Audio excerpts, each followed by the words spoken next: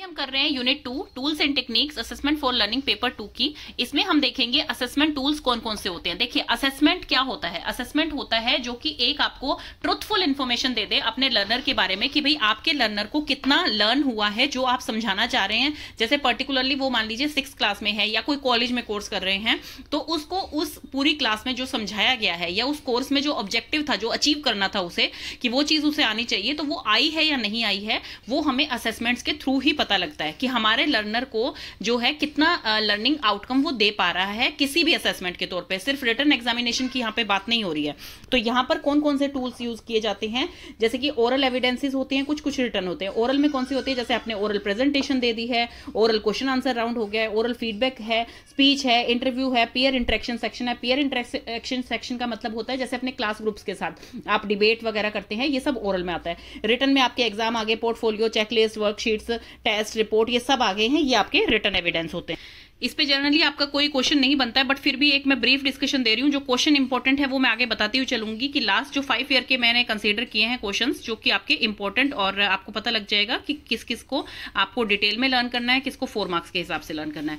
Then आपकी verification आ गई है, कौन कौन वेरीफाई करता है, फीडबैक आपको कौन प्रोवाइड करता है, आपका teachers, support staff, supervisors, even आपके पीयर्स भी, आपका जो फ्रेंड्स का सर्कल होता है वो भी आपको फीडबैक प्रोवाइड करता है टाइम टाइम पे। देन इसमें कैरेक्टरिस्टिक्स क्या होते हैं गुड असेसमेंट टूल्स के। सबसे पहले तो असेसमेंट होता क्या है, किस तरह से करवाया जाता है। सबसे पहले क्या होता है, क्लियर स्टेटमेंट होनी चाहिए। मतलब बच्चों को सब कुछ पता होना चाहिए कि आप इस कोर्स में क्या करने आए हैं। उनको अपना ऑब्जेक्टिव क्लियर होना चाहिए। ऐसा नहीं कि हवा में ही आप उन्हें पढ़ा के चले गए हैं, उन्हें कुछ पता ही नहीं है कि होना क्या है। जैसे पर्टिकुलरली आपको बच्चे को ये पता होना चाहिए कि मुझे ये चीजें लर्न करनी है, ये मेरे स्किल्स डेवलप होंगे इस चीज से, और ये मेरा प्रोग्राम है, ये मेरा करिकुलम है। बच्चों को अवेयर करवाना चाहिए। सेकेंड है कि teach what you are assessing. आप उन्हें पहले अच्छी तरह से समझाएंगे कि भाई इस चीज का मैं आपका असेसमेंट लेने वाली हूं, आपका टेस्ट लेने वाली हूं, आपको ये यहां से जाना है। मतलब उन्हें स्ट्रेटेजीज दें, उन्हें रिसर्च का मौका दें कि भाई आप इस तरह से करके आइए, खुद करके आइए, और मैं आपसे क्लास में जो है ओरल प्रेजेंटेशन लूंगी इस टॉपिक के ऊपर, या मैं आपका जो है टेस्ट लूंगी, जो भी है। मतलब आप उन्हें क्लियर करेंगे ये चीज। अगर उनका रिटर्न असाइनमेंट लेना है कि आपको हैंडराइटिंग कैसे अच्छी करनी है, ताकि बच्चे ये अवेयर रहें कि मैम ने मेरे अगर मार्क्स काटे हैं या मैम ने मुझे किसी चीज के लिए अगर कोई फीडबैक दिया तो किस वजह से दिया है, भाई मैम ने तो पहले सब कुछ क्लियर कर दिया था। देन थर्ड है make assignment and test questions crystal clear. सब बच्चों को समझ आए इस टाइप का असाइनमेंट आपको बनाना चाहिए, इस तरह की लैंग्वेज और कम्युनिकेशन होनी चाहिए उसमें। फोर्थ है create a test of blueprint. Blueprint मैं आपको पहले ही बता चुकी हूँ, ये होता है आपका ब्लूप्रिंट। फॉर्मेट होता है ब्लूप्रिंट का कि इस टाइप से आप क्वेश्चन पूछेंगे। आपके क्वेश्चन किस टाइप के होंगे, ऐसे टाइप होंगे, शॉर्ट आंसर क्वेश्चन होंगे, ऑब्जेक्टिव क्वेश्चन होंगे, किस यूनिट में से आप कौन कौन से क्वेश्चंस देंगे। ये होता है आपका ब्लूप्रिंट कि पहले आपका ब्लूप्रिंट तैयार होना चाहिए। मीन्स की प्री प्लान्ड होना चाहिए। कुछ भी चीज ऐसे ना हो कि आप उसमें जो है कंफ्यूज हो या बच्चे कंफ्यूज हो। देन फिफ्थ पॉइंट आपका आता है make sure that your assignment and test question clearly related to your key learning goals. मतलब कि आपका जो ऑब्जेक्टिव है, जो आप चाहते हैं कि आपके स्टूडेंट्स को लर्न हो, वो चीज उसमें क्लियर होनी चाहिए। इस टाइप के आपको क्वेश्चंस डालने हैं ताकि आप मेजर कर पाएं कि बच्चों को कितना उस चीज के बारे में पता लग चुका है, कितना वो अंडरस्टैंड कर रहे हैं। सिक्स्थ है score students work Fairlie and consistently. आपको बिफोर स्कोरिंग बिगिंस, इसमें लिखा हुआ है स्कोरिंग बिगिंस होने से पहले ही आपके दिमाग में होनी चाहिए कि अगर बच्चे ने ये वाले कंटेंट इसमें लिखे हैं तो उनको इतना स्कोर मिलेगा। ऐसा नहीं कि आपने 10 पेपर चेक किया उसके बाद आप डिसाइड कर रहे हैं कि बच्चों ने ऐसे ऐसे कंटेंट लिखे हैं तो मैं इसमें इतने मार्क्स ही दूंगी। ऐसा नहीं, आपने पहले अपना माइंडसेट बनाना चाहिए। आपको लिख लेना चाहिए कि अगर ये चीजें बच्चों ने की हैं तो मैं उसमें उनको मार्क्स फुल दूंगी, या मैं उसमें इस चीज में जो है मार्क्स उनके कम होंगे। तो मतलब वो प्री डिसाइड होना चाहिए। सेवंथ है यूज असेसमेंट रिजल्ट अप्रोप्रिएटली। आपको जो असेसमेंट का रिजल्ट है वो अप्रोप्रिएटली यूज करना चाहिए, क्योंकि क्या होता है एक किसी असेसमेंट के तौर पे, मतलब एक किसी टेस्ट के बेसिस पे आप किसी स्टूडेंट को नहीं बता सकते हैं कि आप बहुत अच्छे हैं किस चीज में या बहुत बेकार हैं। ऐसे नहीं बता सकते हैं। आपको उनके टाइम पे जो है असेसमेंट के रिजल्ट्स देखने चाहिए, आपको उनको ऑब्जर्व करना चाहिए। तो बहुत सारे तरीके हैं, वो आगे हम डिटेल में पढ़ेंगे। तो इसमें यही कह रखा है कि असेसमेंट का रिजल्ट जो है वो अप्रोप्रिएटली यूज होना चाहिए। ऐसे नहीं कि एक ही असेसमेंट से आपने अपना डिसीजन बना दिया कि ये बच्चा टॉपर है या ये बच्चा अच्छा नहीं कर रहा है। देन कैरेक्टरिस्टिक्स क्या आते हैं। कैरेक्टरिस्टिक्स आपका जो क्वेश्चन है वो इंपॉर्टेंट है। ये आपका 4 मार्क्स में भी आ सकता है, 8 मार्क्स में भी आ सकता है और 16 मार्क्स के क्वेश्चन में भी आ सकता है। विद कुछ और आपको दे दिया, जैसे आगे हम जो पढ़ेंगे, जो इंटरव्यू है, ऑब्जर्वेशन है, कोई और टूल के साथ आपको इसके कैरेक्टरिस्टिक्स बताने को दे दिए, तो ये क्वेश्चन इंपॉर्टेंट है। सबसे पहला है ऑब्जेक्टिव बेस्डनेस। मतलब कि आपका जो ऑब्जेक्टिव है, आपको पता होना चाहिए कि असेसमेंट में किस लिए ले रहा हूं, किसी बच्चे को किस लिए जज कर रहा हूं, आपको ये पता तो होना चाहिए, बच्चे को भी ये पता होना चाहिए। मतलब प्री डिटरमाइंड ऑब्जेक्टिव हो आपका कि भाई इस बेसिस पे आप जो है इस टॉपिक के ऊपर, जैसे मान लीजिए मैंने आपका असेसमेंट फॉर लर्निंग है, मैंने बच्चों को देखना देखना है कि मैं इसके टीचर हूँ और मैंने ये देखना है, मेरा ऑब्जेक्टिव है कि बच्चों को असेसमेंट के बारे में ईच एंड एवरीथिंग पता लग जाए, मतलब A to Z वो असेसमेंट के बारे में जान जाए इस बुक से। तो मान लीजिए मैं इसकी टीचर हूँ, तो मैंने ऑब्जेक्टिव पहले ही बता रखा है, आपको असेसमेंट का सब कुछ पढ़ के आना है, सब कुछ। तो वो मेरा एक ऑब्जेक्टिव है कि बच्चों को असेसमेंट के बारे में सब कुछ पता हो, तो ऐसा आपका ऑब्जेक्टिव क्लियर होना चाहिए। कॉम्प्रिहेंसिवनेस का मतलब होता है कि बहुत ज्यादा ब्रॉड, मतलब हर पॉइंट क्लियर करें आपके। ऐसा नहीं कि आपने कुछ छोड़ दिया उसमें से, या ये चीज मुझे नहीं सिखानी है बच्चों को, ये इतनी इंपॉर्टेंट नहीं है, ऐसा नहीं। आपको जो है सारे पॉइंट्स जो है क्लियर करने हैं, जो कि बच्चे जो आप चाहते हैं कि बच्चे जो हैं लर्न करें उस चीज को, वो आगे जाके उनके काम आएगा, वो चीज उनके लिए इंपॉर्टेंट है डे टू डे लाइफ में, तो वो सारी चीजें जो हैं आप इंक्लूड करेंगे अपने असेसमेंट में। देन है डिस्क्रिमिनेटिंग पावर। डिस्क्रिमिनेटिंग पावर का मतलब होता है कि जैसे भेदभाव वाली चीज जो होती है, जैसे बच्चे हैं, बच्चे अपने अपने हिसाब से जो है पेपर लिखते हैं अपने हिसाब से। हर किसी का मेंटल स्किल एक जैसा नहीं होता, हर किसी का सोचने का तरीका एक जैसा नहीं होता, हर किसी का पेपर लिखने का तरीका एक जैसा नहीं होता। कई बच्चे जो है राइटिंग में बहुत अच्छे होते हैं, कई बच्चे ओरली बहुत अच्छे होते हैं, कई बच्चों की कम्युनिकेशन बहुत अच्छी होती है। तो हर बच्चा जो है डिफरेंट है। तो इसमें यही है कि भाई वो किसी पर्टिकुलर फिनोमिना के ऊपर ही जो है बच्चों को 1 to 10 के रैंक में रखे, इस टाइप से रखे कि भाई हाँ ये क्लास का टॉपर है, ये ऐसे है। तो मतलब कोई ऐसी पर्टिकुलर एक फिक्स चीज होनी चाहिए, एक फिनोमिना होना चाहिए कि वो मेजर करने का कि भाई हाँ, जैसे मान लीजिए 100 में से किसी बच्चे के 99 मार्क्स आए हैं, किसी बच्चे के 90 मार्क्स आए हैं, तो आप उस अकॉर्डिंग बच्चों को बता सकते हैं आपको इतनी इंप्रूवमेंट की जरूरत है। तो वो डिस्क्रिमिनेटिंग पावर जो है, एक good evaluation tool should be able to discriminate the respondent of on the basis of phenomena measured, कि किस हिसाब से आप वो कर रहे हैं। रिलायबिलिटी का मतलब है कितना रिलायबल है, कोई भी आप टेस्ट ले रहे हैं वो कितना रिलायबल है, आप कितनी अच्छी तरह से उसे मेजर कर सकते हैं, कितना एक्यूरेट है वो। तो वो होता है रिलायबल, कि आप उस पर भरोसा कर सकते हैं कि नहीं कर सकते हैं, या फिर वो गलत बता रहा है कि भाई अगली बार जो है इसी टेस्ट में जो है उनके इतने मार्क्स आ गए हैं। जो भी आप तरीका यूज कर रहे हैं, जो भी टूल यूज कर रहे हैं, तो वो टूल जो होता है वो रिलायबल होना चाहिए। जैसे कि अब आपके जो ऑब्जेक्टिव टाइप क्वेश्चन होते हैं वो रिलायबल होते हैं कि भाई बच्चे को उसमें एक तो पूरा चैप्टर में से आप मान लीजिए ऑब्जेक्टिव टाइप क्वेश्चन देते हैं तो आप 20 क्वेश्चंस बना सकते हैं उस चैप्टर में से। लेकिन अगर आप ऐसे टाइप क्वेश्चन दे रहे हैं तो उतने ही मार्क्स में आप सिर्फ एक टॉपिक को कवर कर सकते हैं। तो कौन सा ज्यादा रिलायबल हुआ आपके लिए? ऑब्जेक्टिव टाइप क्वेश्चन ज्यादा रिलायबल हुआ। तो रिलायबल का मतलब ये है। देन है वैलिडिटी। वैलिडिटी का मतलब है कि क्या चीज कितनी एक्यूरेट है, कि भाई जिस चीज को हम मेजर कर रहे हैं वो चीज कितनी एक्यूरेट है। फॉर एग्जांपल कि अब कोई पेपर है, सेम वही वाला एग्जांपल ले लीजिए ऐसे टाइप का, और उसका कि कितना वैलिड है वो, कि भाई हमारे पास ये प्रूफ है कि भाई हाँ बच्चे को मैंने 18 पेज का चैप्टर था, पूरे 18 पेज में से मैंने एक एक क्वेश्चन दिया है, हर टॉपिक को मैंने कवर किया है, चाहे वो शॉर्ट आंसर टाइप क्वेश्चन है, चाहे ऑब्जेक्टिव टाइप क्वेश्चन है, और बच्चे ने ये सारे लर्न किए हैं। तो दैट मीन्स कि यस, ये वैलिड टेस्ट है मेरा कि बच्चे की लर्निंग जो है परफेक्ट है इसमें।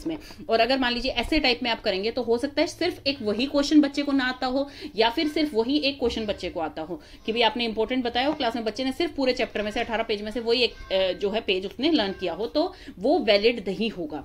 तो इसलिए वैलिडिटी वो होती है जो कि आपको एक्यूरेट रिजल्ट दे, एक्यूरेसी हो जिसके मेजरमेंट में, वो होती है वैलिडिटी। देन है ऑब्जेक्टिविटी। ऑब्जेक्टिविटी सेम वही है कि भाई आपको अपना ऑब्जेक्टिव, हर चीज जो है क्लियर होनी चाहिए कि किसके बेसिस पे आप स्कोरिंग कर रहे हैं, किसके बेसिस पे जो है आपका बेस क्या है, वो होती है आपकी ऑब्जेक्टिविटी। देन है प्रैक्टिकलिटी। मतलब हर चीज में आपको प्रैक्टिकल लेके चलना चाहिए। ऐसा नहीं कि आप ख्याली पुलाव बना रहे हैं कि मैं तो एक चैप्टर में से ना, अपने एक चैप्टर में से हर एक लाइन को कवर करूंगा और मैं चाहे 1000 क्वेश्चन बन जाए 1000 क्वेश्चन दूंगा बच्चे को पेपर में, ऐसा हो ही नहीं सकता। तो प्रैक्टिकली सोचे और अपने हिसाब से परफेक्ट जो है असेसमेंट करें बच्चों का। Let's start assessment approaches, and ये आपका बहुत ही इंपॉर्टेंट क्वेश्चन है, तो आप मार्क कर लीजिएगा। ये 4 मार्क्स में भी आ सकता है, 16 मार्क्स में भी आ सकता है, और सेपरेट भी पूछा जा सकता है, और एक साथ भी पूछा जा सकता है। जैसे 8 मार्क्स का ये आ गया, 8 का ये आ गया, और 4 मार्क्स का इसका दोनों का डिफरेंस आ गया। 4 मार्क्स में इसके प्रिंसिपल आ गए, वो मैं सब आपको डिटेल में भी बताऊंगी 16 मार्क्स के हिसाब से। अभी थोड़ा सा ब्रीफ रिव्यू दे देती हूँ, सो दैट कि आपको ये चीज अच्छी तरह से समझ आ जाए क्या है, फिर आप खुद भी लिख सकते हैं इसके बारे में।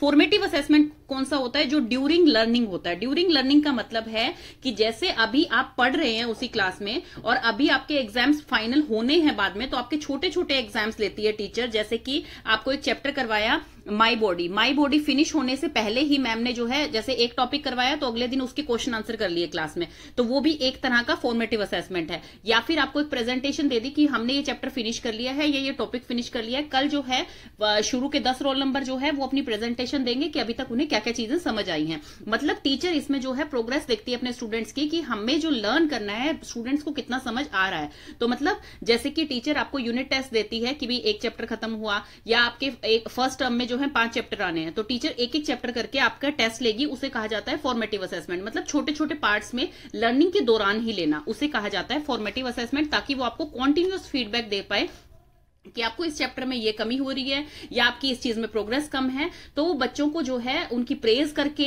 या फिर उन्हें जो है ट्राई अगेन बोल के कि भाई आप इस चीज को और अच्छी तरह से कीजिए या फिर आप बहुत अच्छा कर रहे हैं, ताकि बच्चा और ज्यादा मोटिवेट हो और एनकरेज हो कि भाई हाँ मुझे फाइनल एग्जाम्स में अच्छे मार्क्स लेने हैं। सबमिटिव में क्या होता है, ये आफ्टर लर्निंग होता है, इसमें आपको कोई फीडबैक नहीं दे पाती टीचर। जैसे कि अभी हमने फॉर्मेटिव के बारे में पढ़ा, जैसे आपके जो है 6 चैप्टर एक सेमेस्टर में आ रहे हैं और फुल टर्म में मान लीजिए आपके जो है नेक्स्ट 6 चैप्टर आएंगे, जो फर्स्ट टर्म है फिर सेकंड टर्म जो फाइनल टर्म है आपका। तो आपके फर्स्ट 6 चैप्टर के बाद जो टेस्ट होता है जिसमें आपकी इंप्रूवमेंट का कोई चांस नहीं है, उसे सबमिटिव कहा जाता है। और जो 6 चैप्टर की बार बार रिवीजन होती है, कभी 2 चैप्टर का टेस्ट ले लिया, कभी 1 चैप्टर का टेस्ट ले लिया, यूनिट टेस्ट ले लिए छोटे छोटे, उसे कहा जाता है फॉर्मेटिव असेसमेंट। तो अब होप सो आपको ये क्लियर हो गया होगा।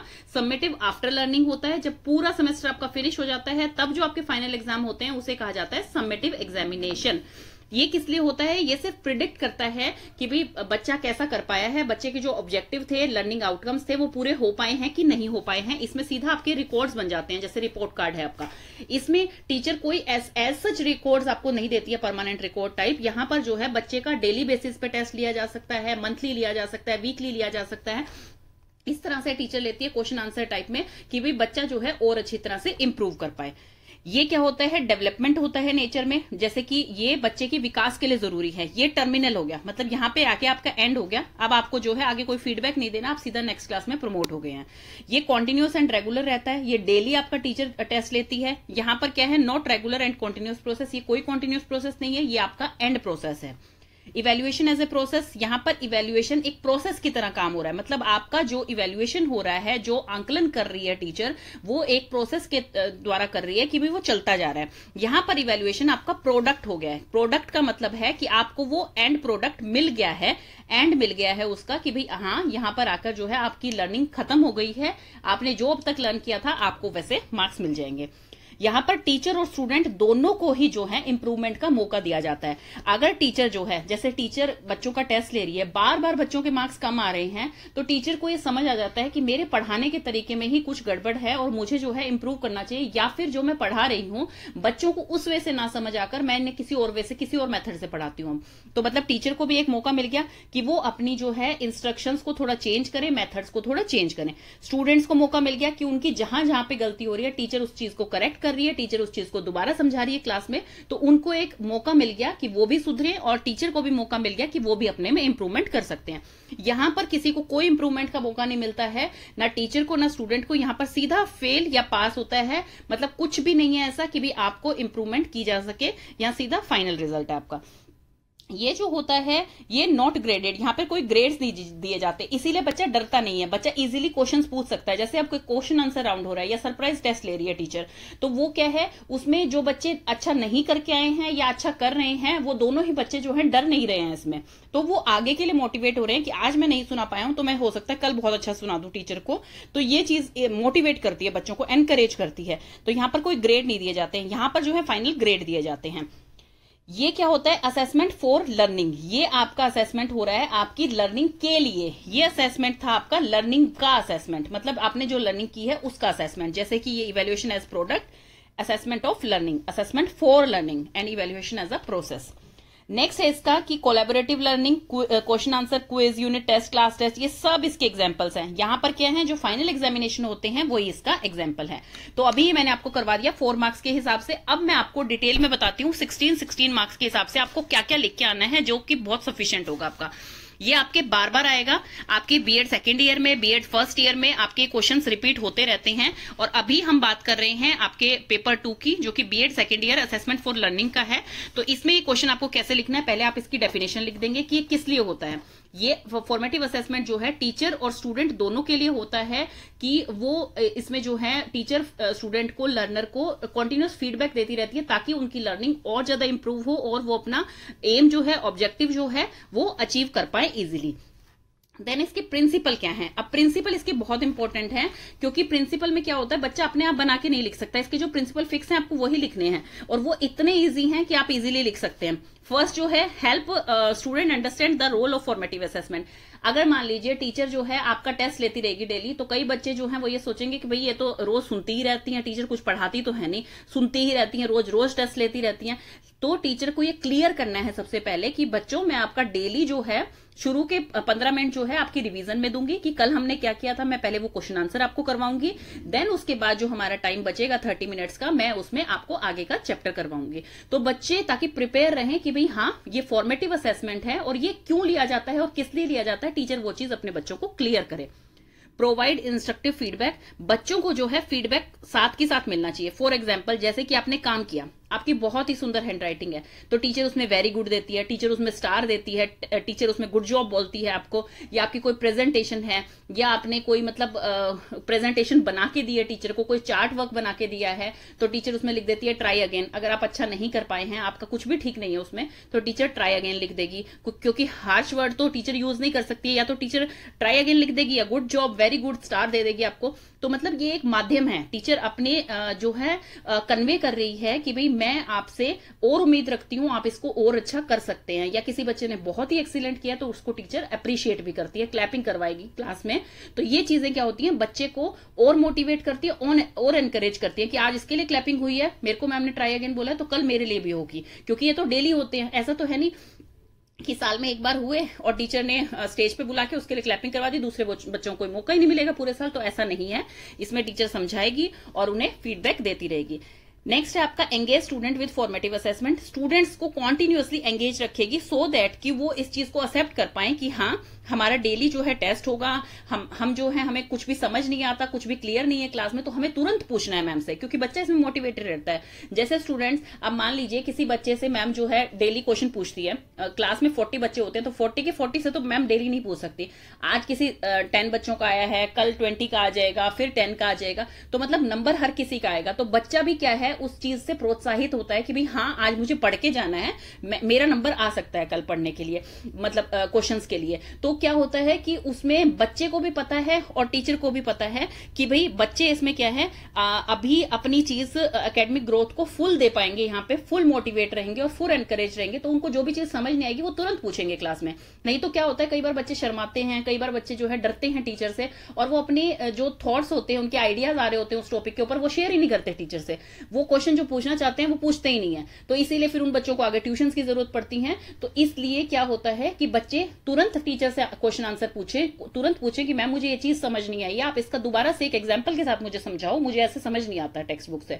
तो टीचर उस चीज को क्लियर करेगी आपको। टीचर भी इस चीज में मोटिवेट होती है, स्टूडेंट खुश होती है। जैसे मैं खुद टीचर हूं, जो बच्चे क्वेश्चंस पूछते हैं, मुझे सबसे ज्यादा नेम उन्हीं के लर्न रहते हैं मेरी क्लास में से, जो सबसे ज्यादा क्वेश्चन पूछते हैं। मुझे लगता है कि मुझे ये बुरा नहीं लगता है कि भाई वो मेरे से क्वेश्चन पूछ रहे हैं तो इसका मतलब है कि वो मेरे में कमियां निकाल रहे हैं। नहीं, इसका मतलब है जो मैं करके आई हूं प्रैक्टिस, बच्चों के लिए मैं घर से पढ़ के आई हूं, नोट्स बना के लाई हूं, तो एटलीस्ट बच्चे जो हैं उसे फुल दे रहे हैं, उस चीज को सुन रहे हैं और उस चीज में से क्वेश्चंस पूछ रहे हैं। दैट मीन्स कि उन्हें समझ आ रहा है।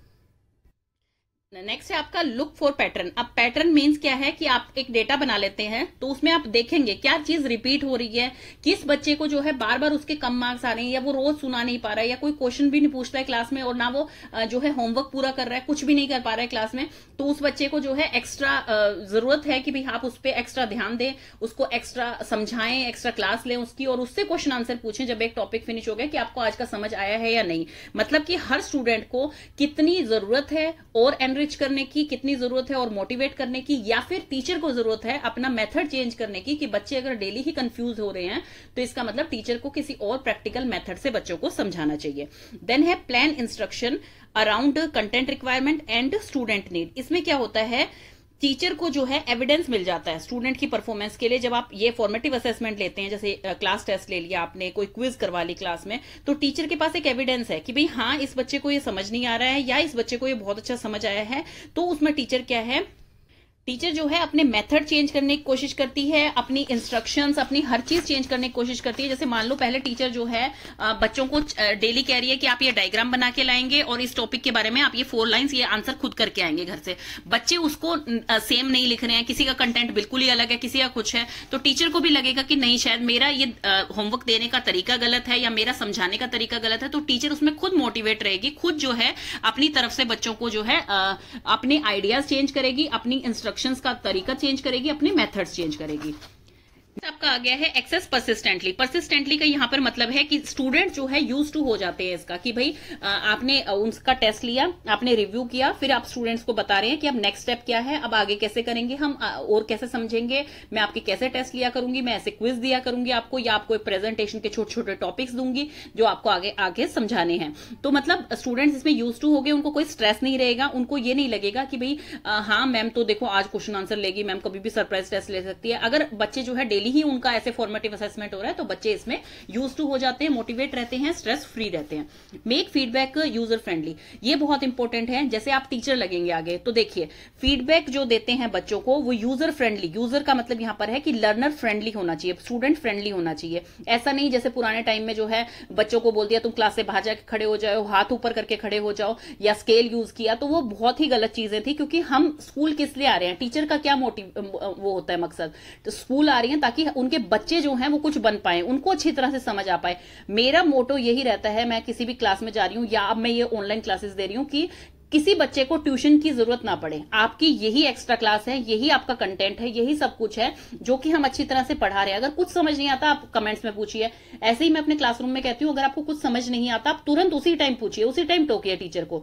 मैं बिल्कुल भी ऐसे टीचर नहीं हूं कि मैं पढ़ा रही हूं और बच्चे ने किसी ने बीच में इंटरप्ट कर दिया तो मैं अपना भूल जाऊंगी। कोई रट के तो हम जाते नहीं है, हमारे पास नोट्स होते हैं। अगर बच्चे को नहीं समझ आता तुरंत इंटरप्ट करो टीचर को और तुरंत पूछो कि इसमें ऐसा नहीं मैम, ऐसा क्यों होगा, मुझे लगता है ऐसा होना चाहिए।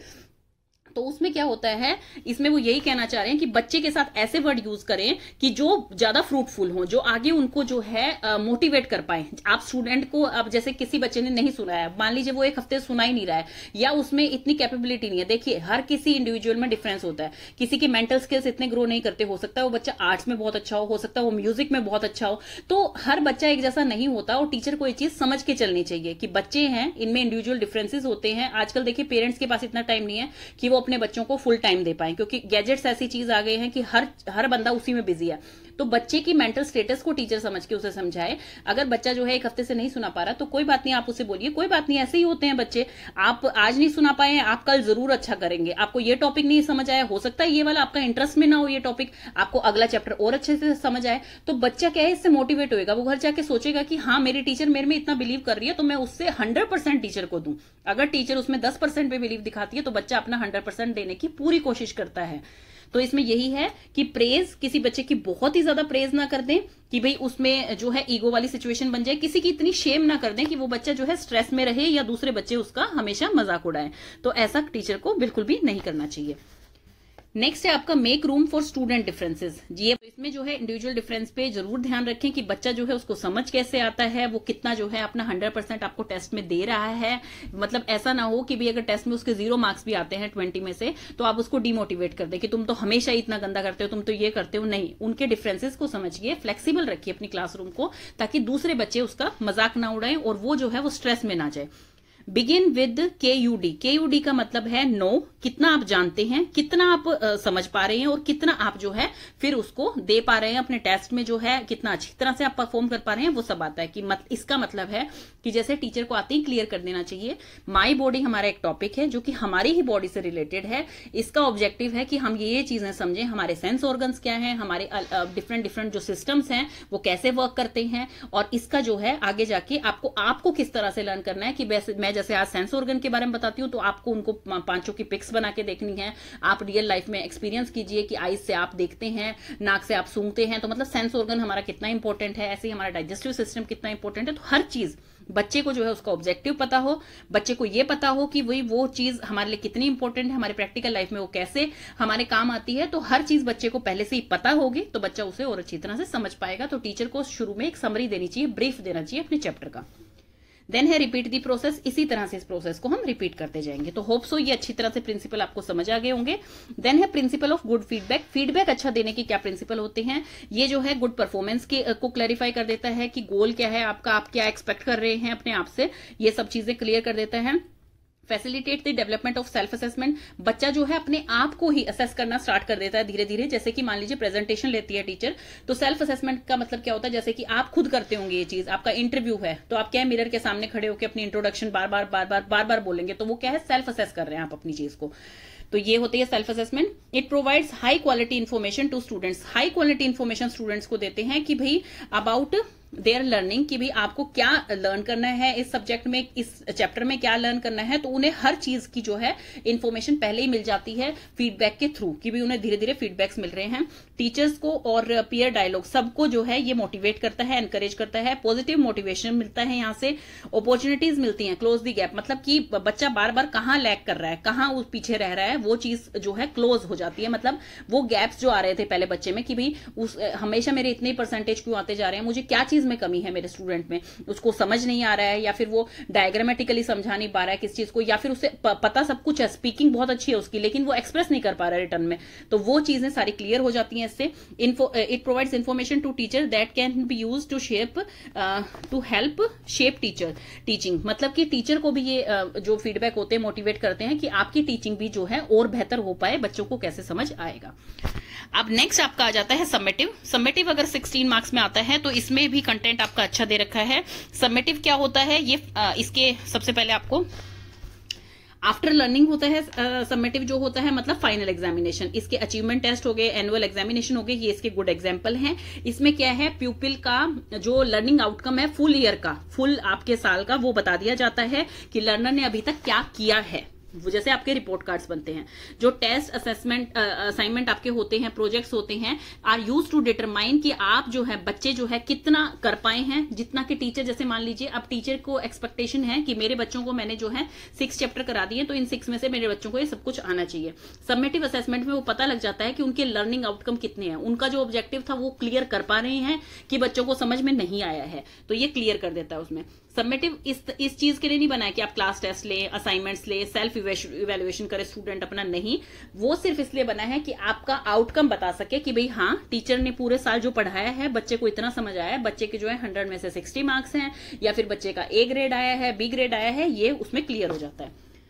समेटिव असेसमेंट जो होते हैं are generally evaluation rather than diagnostic. Diagnostic का मतलब क्या है स्टूडेंट, जैसे कि आप जो हैं अभी मान लीजिए 6th क्लास में आए हैं, 6th क्लास में आने पे टीचर जो है आपसे पूछेगी कुछ चीजें ऐसी पूछेगी जो आप 5th क्लास में पढ़ के आए हैं, मतलब आपकी प्रियोर नॉलेज कितनी है वो टीचर आपसे जानेगी, और फिर उसके बाद आपको जिस चीज में कमी है, टीचर को कमी लगती है आप में कि भाई ये चीज इन्हें अच्छी तरह से क्लियर नहीं है, तो वो उसका रिमीडियल एक्शन देगी, उसे कहा जाता है डायग्नोस्टिक, कि टीचर ने डायग्नोज किया, जैसे डॉक्टर बीमारी को डायग्नोज करता है, फिर उसके लिए दवाई देता है, रिमीडीज देता है कि आप ये चीजें करिए, आपकी ये चीज ठीक हो जाएगी, आपकी बीमारी।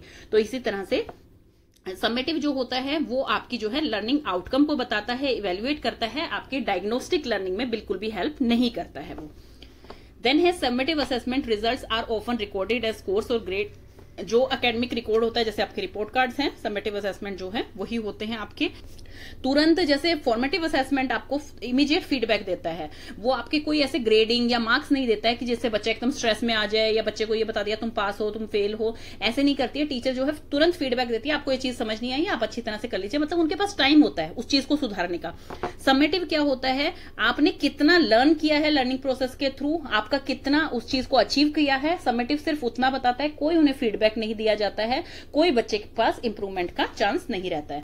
तो क्या होता है ये समेटिव असेसमेंट के टाइप्स कौन कौन से हैं, जैसे मल्टीपल चॉइस क्वेश्चन मिल गए, मैच द फॉलोइंग मिल गए, ट्रू एंड फॉल्स मिल गए, शॉर्ट आंसर में फिल इन द ब्लैंक्स हैं, या वन वर्ड आंसर है, एक्सटेंडेड रिस्पॉन्स है, परफॉर्मेंस असेसमेंट है, ऐसे टाइप क्वेश्चन है, किसी भी टाइप के क्वेश्चन आपके समेटिव असेसमेंट में आ सकते हैं।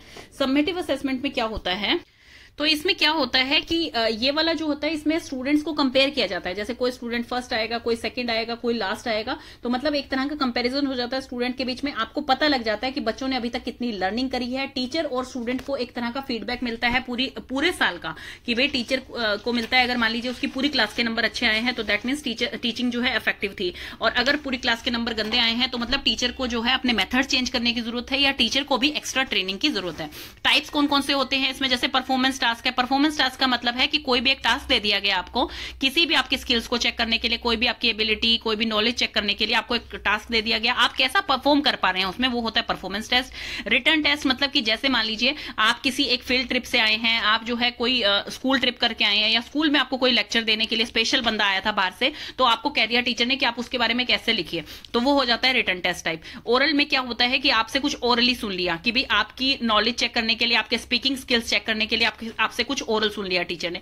और टेस्ट क्या होता है, जैसे आपके फाइनल एग्जामिनेशन है वो टेस्ट होता है। स्टैंडर्डाइज टेस्ट क्या होता है, जिसमें एक स्टैंडर्ड सेट होता है पहले ही उसकी, इसमें आपको इतना कंटेंट इस टाइप से लिखना है, तो वो हो जाता है स्टैंडर्डाइज टेस्ट। एडवांटेजेस क्या है आपकी समेटिव असेसमेंट की, इसमें जो है कंप्लीट फीडबैक मिल जाता है कि बच्चे जो है कैसा परफॉर्म कर रहे हैं। इसमें जो है फीडबैक मिल जाता है ट्रेनर को उसके एरिया में, कि भी बच्चे जो है उनको फोकस की और जरूरत है, और अटेंशन की जरूरत है, या फिर वो बच्चे बहुत अच्छा कर रहे हैं। ये जो है ये प्रोवाइड करता है मोटिवेशन एंड हेल्प करता है create an appropriate learning environment, कि भाई हाँ इस क्लास के बहुत अच्छे मार्क्स आए हैं, तो भाई ये क्लास जो है इसको अच्छा एनवायरमेंट मिल रहा है, हेल्दी एनवायरमेंट मिल रहा है, बच्चों को डिसिप्लिन में ही रखना चाहिए। मतलब जैसा आपका समेटिव में आपने परफॉर्म किया, आपके नंबर अगर बहुत ही अच्छे आए हैं, रिजल्ट जो है 99% आ गया आपके स्कूल में 10th क्लास का, तो फिर वो कहेंगे कि हाँ ये हम एनवायरमेंट बहुत अच्छा है, बहुत लर्नर फ्रेंडली एनवायरमेंट है, तो उस चीज में मतलब एक मोटिवेशन मिलती है। It gives positive results and give the trainer a boost in confidence. अगर जो है पूरी क्लास का पॉजिटिव रिजल्ट आता है, जैसे मैंने आपको पहले ही बताया कि अगर क्लास का जो है 90% अबव रिजल्ट आया है, तो इसका मतलब टीचर जो है, ट्रेनर जो है, उसको भी एक कॉन्फिडेंस लेवल मिलता है कि हाँ मेरे पढ़ाने के तरीके बहुत अच्छे हैं और मैं बहुत अच्छा कर रहा हूँ। With the help of summative assessment trainer can identify those area result, हाँ जिसमें रिजल्ट जो है अच्छा नहीं आएगा, लोअर रहेगा, उसमें ट्रेनर को जो है पता लग जाएगा कि मेरी क्लास का रिजल्ट इतना अच्छा नहीं रहा है, तो मुझे जो है कुछ डिलीवरी मेथड्स में अपने चेंज लाना चाहिए, कि मेरे को टीचिंग मेथड जो है अपने थोड़े चेंज करने चाहिए। It also help to develop the training for future events.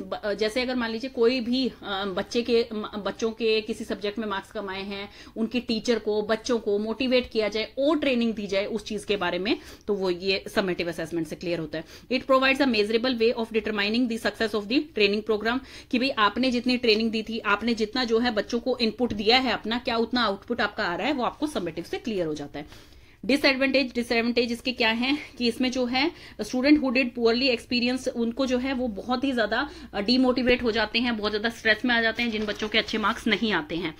Teacher often feel enormous pressure to achieve their curriculum. अब क्या होता है, टीचर भी जो है इसमें प्रेशर में आ जाती है कि उसको पूरा का पूरा जो है अपना करिकुलम कैसे फॉलो करना है, कैसे क्या करना है, कि भाई 12 चैप्टर आएंगे इस बार एग्जाम्स में, कैसे एग्जाम सेट करना है, कैसे बच्चों को पढ़ाना है, तो वो सब चीजें जो है टीचर भी इसमें जो है उनके ऊपर भी प्रेशर रहता है। समेटिव असेसमेंट जो होती है, इसकी एक्सप्रेशन जो है, बच्चों के लर्निंग डिसेबिलिटीज हैं, वो सब कुछ इसमें समझ नहीं आते हैं, क्योंकि बच्चे जो है एक फाइनल टर्म का एग्जाम दे रहे हैं, जिसमें सीधा फेल या पास ही पता लगेगा उन्हें, सीधा ग्रेडिंग सिस्टम ही मिलेगा। समेटिव असेसमेंट में measure the wrong things. Summative assessment में जो है वो हो सकता है कि रॉन्ग थिंग्स का मतलब यहाँ पर ये नहीं है कि पेपर गलत बन गया है कुछ भी, यहाँ पे रॉन्ग थिंग्स का मतलब ये है कि मान लीजिए जजिंग के लिए आपने मल्टीपल वो ऐसे टाइप क्वेश्चन दे दिए, हर बच्चे का कंटेंट अलग है, हर बच्चा अलग तरीके से सोचता है। कोई बच्चा जो है स्पीकिंग में बहुत अच्छा है, किसी बच्चे का जो है बिहेवियर इशू बहुत अच्छा है, किसी की मोरल डेवलपमेंट बहुत अच्छी है, तो हर बच्चा जो है अपने को एक तराजू में रखकर यहाँ पर नहीं कर सकता, तो इसलिए हो सकता है कि इसमें बच्चे का आंकलन जो है वो गलत भी हो जाए। तो आपको समेटिव एंड फॉर्मेटिव मैंने बहुत डिटेल में बता दिया, और ये होप्सो आपको अच्छी तरह से समझ आ गया होगा। क्वालिटेटिव एंड क्वांटिटेटिव रिसर्च, ये जो है ये क्वेश्चन आपका आ सकता है 4 मार्क्स में। क्वालिटेटिव क्या होती है, मैं ये पूरे एग्जांपल्स जो है ये आप सारे पढ़ लेना, पहले मैं आपको सिर्फ एक सिंपल लैंग्वेज में बता रही हूँ। क्वालिटेटिव का मतलब है जिसमें हम क्वालिटी चेक करते हैं किस चीज की, और क्वालिटी क्या होती है वो मेजर नहीं हो सकती है। फॉर एग्जाम्पल, जैसे मैंने आपसे पूछा कि भाई मान लीजिए कोई मॉइस्चराइजर है, मैं किसी कंपनी की मालिक हूँ, मैं आपसे कह रही हूँ अपने इंप्लॉय से कि आप पता कीजिए कि ये जो मॉइस्चराइजर है ये कितना हमारा सेल हो सकता है, लोगों का क्या राय है इसके ऊपर, तो आप उसकी क्वालिटी चेक कर रहे हैं, आप उसकी जो है लोगों से पूछ रहे हैं कि आपको किस चीज में कमी लगी है, किस चीज में अच्छा लगा, तो कोई एक परफेक्ट आंसर उसका नहीं मिल सकता है कि भी मुझे 100% अच्छा लगा है, मुझे 90% अच्छा लगा, कोई परफेक्ट आंसर नहीं दे सकता इसका, लेकिन वो चीजें बता सकते हैं आपको कि भी मुझे इसकी ब्राइटनेस बहुत अच्छी लगी है, मुझे इसका फ्रेग्रेंस बहुत अच्छा लगा है, मुझे इसकी बोतल की पैकेजिंग बहुत अच्छी लगी है। तो मतलब अलग अलग राय देंगे तो हमें पता लग जाएगा कि हाँ लोगों को ये चीज बहुत पसंद आ रही है और इस चीज में थोड़ी कमी है, तो वो होती है क्वालिटी चेक। क्वांटिटेटिव में क्या होता है, जैसे मैं उसी कंपनी की अगर मालिक हूं और मैं आपसे कहूं कि मेरी कंपनी में, मैं अपने एचआर से पूछूं कि मेरी कंपनी में कितना लॉस हुआ है, कितना अप्रेजल हो रहा है इस बार और कितना हमें फायदा होगा और नेक्स्ट ईयर के लिए हम क्या प्लान कर रहे हैं, तो वो मुझे नंबर्स में बताएंगे कि भाई हमारा जो है वो इतना जो है फायदा हुआ है इस कंपनी में, इतना % हमें इस पर्टिकुलर प्रोडक्ट में लॉस हुआ है, इतना हम अप्रेजल कर रहे हैं, इतने हमारे पास एम्प्लॉय हैं। वो सारी चीजें जो है वो नाप के बता सकते हैं, नंबर्स में बता सकते हैं, तो वो फिक्स होती हैं। तो वो होती है आपकी क्वांटिटेटिव, मतलब क्वांटिटी बता रहा है एक, तो वो होती है क्वांटिटेटिव। तो अब होप सो अच्छी तरह से आपको क्लियर आ गया होगा। जो आपका क्वालिटेटिव होता है, नो स्टैटिस्टिकल टेस्ट होता है, इसमें कोई स्टैटिस्टिकल टेस्ट नहीं होता। स्टैटिस्टिकल मतलब कि कोई ग्राफ वे में या कोई न्यूमेरिक वे में ऐसा कुछ नहीं होता। इसमें जो होता है, इसमें आपका statistical test which are used for analysis होता है आपका। ये अनस्ट्रक्चर्ड होता है, जो क्वालिटेटिव होता है ये फिक्स होता है, पता होता है किसी को भी कि मैं इससे क्या पूछ रहा हूँ, मुझे इसका क्या परफेक्ट आंसर मिलना चाहिए। लेकिन इसमें आपको कोई परफेक्ट आंसर की ऐसे मतलब आपको कई चीजें नई देखने को मिलती हैं, अपने रिस्पोंडेंट से कई चीजें नई देखने को मिलती है क्वालिटेटिव में। क्वालिटेटिव जो होता है कैन बी वैलिड हो सकता है, रिलायबल हो सकता है, लेकिन क्वांटिटेटिव जो होता है वो वैलिड भी होता है और रिलायबल भी होता है, क्योंकि इसमें जैसे फाइनल एग्जाम्स में मान लीजिए आपके मार्क्स आ रहे हैं तो क्वांटिटी मेजर हो रही है आपकी कि भाई आपके 99% आए हैं, ये आए हैं। और क्वालिटी क्या होती है, जैसे कि आपकी मान लीजिए उसमें स्किल्स देखे जाते हैं कि भाई इसकी हैंडराइटिंग बहुत अच्छी है, वो भी चलिए आपकी मेजर हो सकती है, बट स्किल्स क्या होते हैं, जैसे कि को करिकुलर एक्टिविटी में आपको ग्रेड दिया गया, आपको किसी भी पर्टिकुलर चीज में जैसे हाइजीन के बेसिस पे ग्रेड दिया गया, तो ये चीज है कि आपकी क्वालिटी चेक हो रही है इसमें, क्वांटिटी नहीं। जैसे फॉर एग्जाम्पल इसमें पहले क्वालिटेटिव में क्या आता है, क्वालिटेटिव में जैसे कि आप इंटरव्यू लेते हैं, आप ऑब्जर्व कर रहे हैं किसी को, तो ये सारे रिकॉर्ड्स जो होते हैं, जो स्कूल एंड कॉलेजेस में यूज होते हैं इंटरनल असेसमेंट के लिए, जो कि लेस रिलायबल होते हैं, वो इतने ज्यादा इफेक्टिव नहीं होते हैं, रिलायबल नहीं होते हैं बहुत ज्यादा। जैसे क्यूमुलेटिव रिकॉर्ड हो गए आपके, जो कि आइडेंटिफिकेशन वगैरह होती है बच्चे की, ऑब्जर्वेशन टेक्निक्स होगी जो हम आगे अभी डिटेल में पढ़ेंगे, चेकलिस्ट होगी, रेटिंग स्केल्स होगे। तो ये चीजें जो है ये क्वालिटेटिव मेथड है कि भाई ये इतने रिलायबल नहीं है, इतने वैलिड नहीं है, पर इन्हें यूज किया जाता है भाई एज अ स्टूडेंट की क्वालिटी चेक करने के लिए। देन है क्वांटिटेटिव। क्वांटिटेटिव में कौन से आते हैं, जैसे ओरल टेक्निक होगी आपकी, रिटन टेक्निक होगी, प्रैक्टिकल वर्क हो गया। ओरल में क्या, जैसे कोई ड्रामा डिबेट के पर्पज पे आपको कुछ टीचिंग एक्टिविटीज आपको दे दी गई। रिटन टेक्निक्स में क्या आएगा, जैसे कि ये बेहतर होता है ओरल के कंपैरिजन में। रिटन में जैसे आपको कोई भी क्वेश्चन दे दिया गया, आपके आंसर के बेसिस पे आपको परफेक्ट स्कोर मिल सकते हैं। प्रैक्टिकल में भी ऐसे ही, जैसे होम साइंस में आपको कोई प्रैक्टिकल दिया गया, आपको वो पूरी तरह से कंप्लीट करना है, तो उसके बेसिस पे आपको स्कोरिंग दी गई, तो ये होती है क्वांटिटेटिव। टॉपिक आपका आ गया है टूल्स ऑफ इवैल्यूएशन, जिसमें सबसे पहले है ऑब्जर्वेशन। ऑब्जर्वेशन क्या होता है, जिसे हम बोलते हैं अवलोकन, हिंदी में बोला जाता है अवलोकन। ऑब्जर्वेशन में होता क्या है, हम उसमें देखते हैं जैसे स्टूडेंट्स हैं क्लास में कि कौन सा स्टूडेंट कितना एक्टिव है, कितना जो है पैसिव है, मतलब अच्छी तरह से समझ आ रहा है या नहीं, या फिर वो ध्यान है कि नहीं उसका क्लास में, या फिर वो बातों में ध्यान है। तो वो चीज सारी ऑब्जर्व करती है टीचर, हर चीज केयरफुली ऑब्जर्व की जाती है। जैसे कि बच्चे का बिहेवियर कैसा है, अब कई बार जो है किसी एक बच्चे की लगातार कंप्लेन आती रहती है, तो टीचर जो है ऑब्जर्व करती है उस चीज को कि भाई वो बच्चा जो है कैसा बिहेव कर रहा है क्लास में, क्या वो कंप्लेन जो है उसकी सच्ची आ रही है, क्या कोई बच्चा जो है उसके साथ प्रैंक कर रहा है। तो वो चीज टीचर को ऑब्जर्व करके पता लगती है केयरफुली, जब वो अपनी पूरी क्लास को ऑब्जर्व करती हैं। और ऐसा नहीं है सिर्फ ये स्कूल्स में ही होता है, ये आप जो है अपने जॉब्स के दौरान भी कर सकते हैं, ऑब्जर्वेशन की जाती है, आप अपनी फैमिली में भी कर सकते हैं। तो मतलब इसमें सब कुछ, बिहेवियर बच्चे का कैसा है, वो कैसे अपनी प्रॉब्लम्स को सोल्व करता है, कैसे वो दूसरों के साथ बातें करता है, कैसे वो दूसरे से जो है एंग्री हो जाता है, तो हर चीज जो है वो ऑब्जर्व की जाती है, उसे कहा जाता है ऑब्जर्वेशन। ये जो है ये बहुत इंपॉर्टेंट टूल है आपका इवैल्यूएशन का, क्योंकि इसमें बच्चे का आपको बिहेवियर पता लग रहा है। कोई बच्चा बहुत जल्दी स्ट्रेस में आ जाता है, किसी को किसी हेल्प की जरूरत होती है, और कोई जो है बोल नहीं पाता अपनी चीज को, तो हर चीज टीचर इसमें ऑब्जर्व करके चलती है। तो इसमें सबसे पहले आती है ऑब्जर्वेशन स्किल। ऑब्जर्वेशन स्किल का मतलब है जितना टीचर अच्छी तरह से वॉच करेगी, नोटिस करेगी अपने स्टूडेंट्स को, या आप किसी जॉब में है तो आप जो है अपने कलीग्स को, अपने बॉस को जितनी अच्छी तरह से ऑब्जर्व करेंगे, आपको और बेटर, उतना ही अच्छा जो है आगे के लिए मोटिवेशन मिलेगा और अपने आप को बेटर कर सकते हैं। जैसे क्लासरूम में क्या है, अगर ऑब्जर्वेशन स्किल्स में क्या आएगा, टीचर जितनी अच्छी तरह से अपने स्टूडेंट्स को ऑब्जर्व करेगी, वो उतनी ही अच्छी तरह से उनको समझा भी पाएगी, उतनी ही अच्छी तरह से अपने टीचिंग मेथड्स को कन्वे कर पाएगी बच्चों को, और उतना ही उनका रिजल्ट अच्छा आएगा। अगर मान लीजिए इसमें एक एग्जांपल है ऑब्जर्वेशन स्किल में, जैसे आप एक बोर्ड मीटिंग है, बहुत इंपॉर्टेंट मीटिंग है आपके लिए, तो आप जो है अपने कलीग्स की जो है उनकी बिहेवियर की, उनकी बातों को ऑब्जर्व कर रहे हैं बहुत ज्यादा, अपने बॉस को ऑब्जर्व कर रहे हैं, बॉस आपको कुछ समझा रहा है कि बोर्ड ऑफ डायरेक्टर से आपकी मीटिंग होने वाली है, ये चीजें उसमें पूछी जाएंगी, आप जो है बड़ी ही कॉन्शियसली उस चीज को ऑब्जर्व कर रहे हैं कि भाई हाँ ये चीज ऐसे बोल रहे हैं सर, इस चीज का आंसर ये होना चाहिए, इसका ये होना चाहिए। तो मतलब फिर बोर्ड जब आप मीटिंग में जाएंगे तो उनके क्वेश्चन पूछने से पहले ही आपको वो चीज का आंसर पता होगा, क्योंकि आपने उसके लिए बहुत अच्छी तरह से ऑब्जर्व किया है। आपका बेटर कम्युनिकेशन में क्या आएगा कि आप कितनी अच्छी तरह से उनसे कम्युनिकेट कर पा रहे हैं, मतलब बातचीत कर पा रहे हैं, कितने अपने मैसेज को कन्वे कर पा रहे हैं दूसरे को, वो आएगा बेटर कम्युनिकेशन में। देखिए आप जितना अपने स्टूडेंट्स को ऑब्जर्व करेंगे आपको पता लग जाएगा कि हाँ इनको जो है प्रैक्टिकली बहुत अच्छा समझ आता है। जैसे मान लीजिए आप जो है एक दिन बुक से पढ़ाया आपने ऑब्जर्व किया बच्चे जो है स्लगिश हो रहे हैं, बच्चे जो है उनका ध्यान नहीं है, आपने कोई क्वेश्चन पूछा तो मतलब वो बोरिंग लग रहा है उन्हें। फिर आपने नेक्स्ट डे जो है उन्हें गार्डन में लेके गए, आपने प्रैक्टिकली दिखाया, देखिए ये होती है एयर, हर जगह है लेकिन हमें दिखती नहीं है, पत्ते हिल रहे हैं आपके पेड़ के, ये ट्री है आपका, ये फ्रूट्स हैं, मतलब सब चीजें आपने प्रैक्टिकली दिखाई, बच्चे बड़े इंटरेस्टेड हो गए। तो आपने जब ऑब्जर्व किया उन्हें तभी तो आपकी कम्युनिकेशन उनसे बेटर हो पाई ना, हर चीज आप अच्छी तरह से समझ पाए।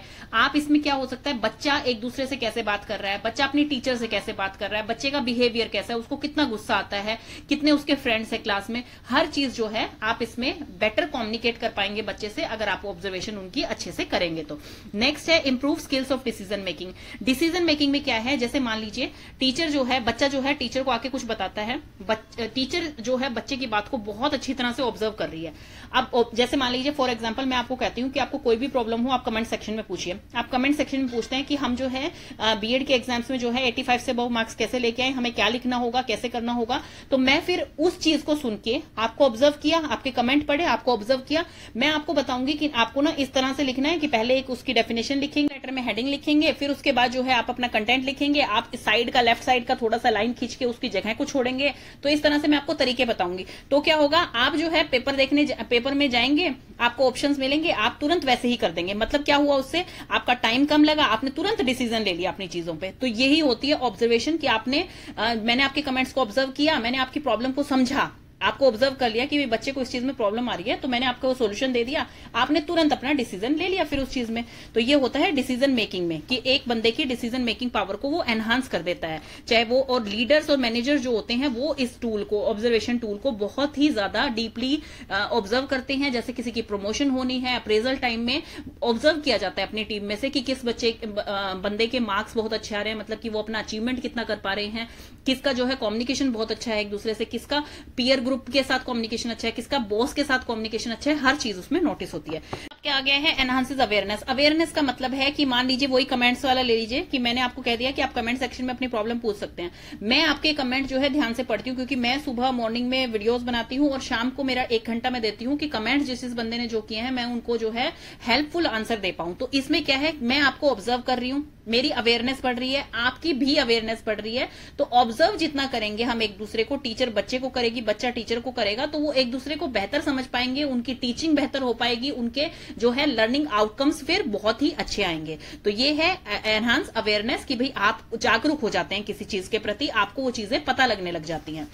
देन है उसके बाद की टाइप्स ऑफ ऑब्जर्वेशन कौन सी होती है। टाइप्स ऑफ ऑब्जर्वेशन ये क्वालिटेटिव मेथड है, क्वांटिटेटिव नहीं है। इसमें आप क्वालिटी चेक कर रहे हैं, बच्चे का बिहेवियर चेक कर रहे हैं, बच्चे की कितनी स्किल्स हैं वो चेक कर रहे हैं। जैसे जो साइकोलॉजिस्ट होते हैं आजकल स्कूल्स में, जो काउंसलर बनाए जाते हैं, जो प्रॉब्लम सोल्व करते हैं बच्चों की, तो वो क्या है, वो लाइफ स्किल्स देखते हैं, बच्चों को ऑब्जर्व करते हैं। इवन वो तो अपने जो है रिटर्न वो भी रखते हैं, रिकॉर्ड्स भी रखते हैं कि जिसमें बच्चे की हर चीज देखी जा रही है, वो स्पोर्ट्स में कैसा कर रहा है, वो क्लास में कैसा बिहेवियर है उसका, मतलब हर चीज नोटिस होती है। और 2 जगह मेन होती हैं, तो ये सब चीज दे रखी है आपको कि इवेंट रिकॉर्डिंग हो सकती है, टाइम सैंपलिंग हो सकती है, चेकलिस्ट हो सकती है, रेटिंग स्केल्स हो सकता है, कोडेड ऑब्जर्वेशन हो सकती है। ये सारी तरह की ऑब्जर्वेशन हो सकती हैं बच्चे के लिए।